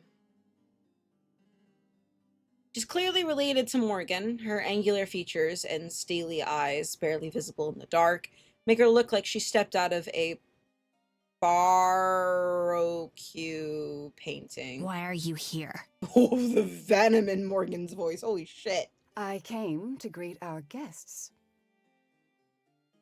She spits the word our, clearly asserting some sort of ownership. I suck in an involuntary breath as she approaches. Being able to see her more clearly isn't a reassurance. If anything, it's the opposite. Something about her radiates hostility. Even the horses seem uncomfortable, their ears pressed back as they stamp their feet in the snow. Up close, her gaze is sharp and fierce. Her face is proud but sunken, cheekbones jutting as if her face doesn't quite fit. Makes her look older than she is. Which of you is Tara? Oh, shit. That one! Mouth drawn thin, she looks from me to Tara and then back again. Each second that passes makes the discomfort grow. Keep waiting for Morgan to intervene, but she doesn't. Tara and I exchange a quick, nervous glance, then she clears her throat and leans forward, offering a handshake. That's me. The woman regards Tara's outstretched hand for a moment and ignores it. Bitch! We're a guest! Treat us with respect, asshole! Welcome to Eisenfeld. My name is Evelyn, the mayor. Who are you? Bitch, didn't you just fucking ask who... Her attention looks to me like a hand on a clock. Oh, shit. My bad. I'm Maddie. Madison. Tara's manager? I see. Uh-huh. It's clear that she's judging us, though I have no idea on what. Are you done yet? Ooh. They're tired. You can interrogate them later. I fucking love the venom just dripping off of her. It's great. This bitch fucking is rude as fuck. Let's go, Morgan. Put her in her place. What exactly is she volunteering us for? Interrogate is kind of a strong word. Our host makes absolutely no effort to disguise the loathing in her voice. In a town as small as this one, I can't imagine that speaking to someone as important as the mayor like that is a good idea. Though Evelyn appears entirely unfazed, she remains in the middle of the trail, blocking our path. She and Morgan stare each other down while Tara and I sit in painfully uncomfortable silence. After at least a minute, the mayor finally steps out of the way and heads back up the way we came. We'll speak later. God, what fucking rat crawled up her ass and died? Clearly a command, not a request. The carriage sits immobile until the sound of Evelyn's footsteps are lost to the night. What the fuck? And even beyond that. So she seems nice. Her statement seems to snap Morgan back into the present. Morgan flicks the reins and we begin moving again. She turns around to face us, looking genuinely apologetic. I'm so sorry about that. I thought she'd at least wait until tomorrow, and I'd have some time to prepare you beforehand. That your relative is a fucking cunt? Is she your mom? Technically. Okay. What? No way! How could you tell? They look alike. The family resemblance? Morgan purses her lips. Unfortunate, isn't it? Long Valid. story short, I didn't tell her that you were going to be staying here until this morning. Okay. I'd be pissed too. I'm speechless, hoping that it's just a joke and the punchline fell flat. But Morgan's clearly serious. For the second time in a handful of minutes, I'm wondering what we've gotten ourselves into. Kara laughs, though I can tell it's Well, forced. it's no big deal, right? It's not like she runs your life. Silence. Right? Eventually, Morgan nods. Right. We shouldn't get into it right now, though. I'm sure you'd rather sleep tonight. That would be nice. I can see Tara gathering the breath to disagree and tell Morgan that we'd love to hear all about our family issues right now. So I head her off. Yeah, we would. Yeah. Whatever family drama it is that she's gotten us involved in, it can at least wait until I'm not about to pass out. The carriage comes to a stop just a few feet away from the door. A small stone path has the snow cleared away from it and leads to a short flight of stairs. We're facing a large window, although it's dark and impossible to see into. Morgan vaults out of the carriage, nimbly landing on her feet. I'll unlock the door. Your luggage already came in too, so it's inside. Cool. Did we ship our luggage? Tara launches herself out of the carriage just like Morgan did, and then she quickly scurries away from the patient horses, eyeing them with any sudden movements. Jesus Christ, I can't read! I climb down as she stands an extremely safe distance away. All of this on my own, you know. Yeah, you gotta get near the fucking horses. Hello? I toss her bag and she lurches to catch it, barely keeping it from landing in the snow. We stand back and watch as Morgan fiddles endlessly with the lock on the door, pushing and trying again over and over. Now that we're so close to the end, I can feel the last of my reserves of energy rapidly draining. Bags on my arms feel like they weigh 1,000,000 pounds. So, what do you think? This whole shit's weird as fuck. She mutters as quietly as she can, though her timing couldn't be worse. I think I want to go to bed. That's valid. Same as ever, then. You know me. Sleep first.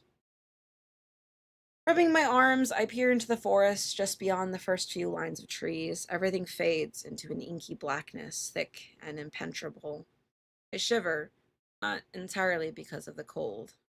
A cool breeze rattles the empty branches as they scrape against each other, mimicking the way I was trying to stay warm. Finally, there's a banging sound as Morgan solves the mystery of the lock and nearly falls through the door. I think this is a good place to fucking end. Also, I'm gonna be hitting ads. Oh, let's fucking save. I'm also having a really hard time reading. So I know that I'm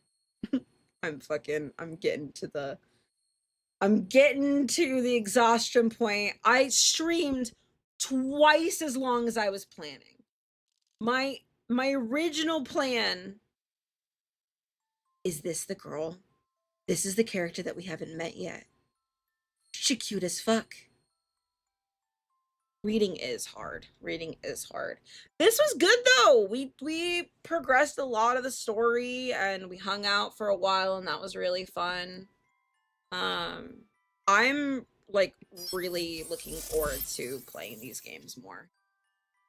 This VN has like edumacated vocabulary, which is fucking great. Edumacated. Edumacated. My goal is hopefully to stream again next weekend to get more footage. But this was good. We did good. All right. Now gotta go over here. Fucking oh shit, I fucking fucked it up. I fucked it up.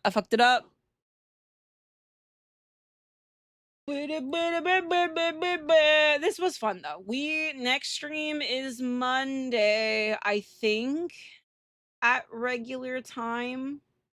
Yeah. I think next week is gonna be the same stream schedule that we had this week. This past week. I know ads are gonna fucking want to play. Yo, Clappy is streaming. We haven't fucking rated Clappy in a long ass time. Let's do that. What is he playing? He's playing Bubsy 4D. Jesus Christ. What in the retro ass shit is this? Okay, cool. But yeah, thanks everybody for hanging out with me today. If you haven't followed me over on YouTube, please do it. Oh god, I'm getting ads. Follow me over on YouTube. All that good shit. This VOD will be uploaded, edited over on Pudz Read Stuffs. Jesus Christ, that is loud in my ears. And then yeah. Otherwise, I will see you guys Monday over on YouTube. All that good shit. Make sure to go over on YouTube and watch the YouTube clip that I uploaded. Please, thank you. Go like it, all that shit. Appreciate the fuck out of y'all. I don't know. Yeah, I think I said all the things I need to do. It was really fun. I appreciate everyone who stopped by today. Y'all are amazing. Take care. Go do great things. Bye.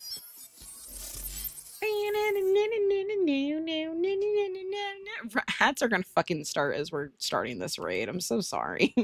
My bad.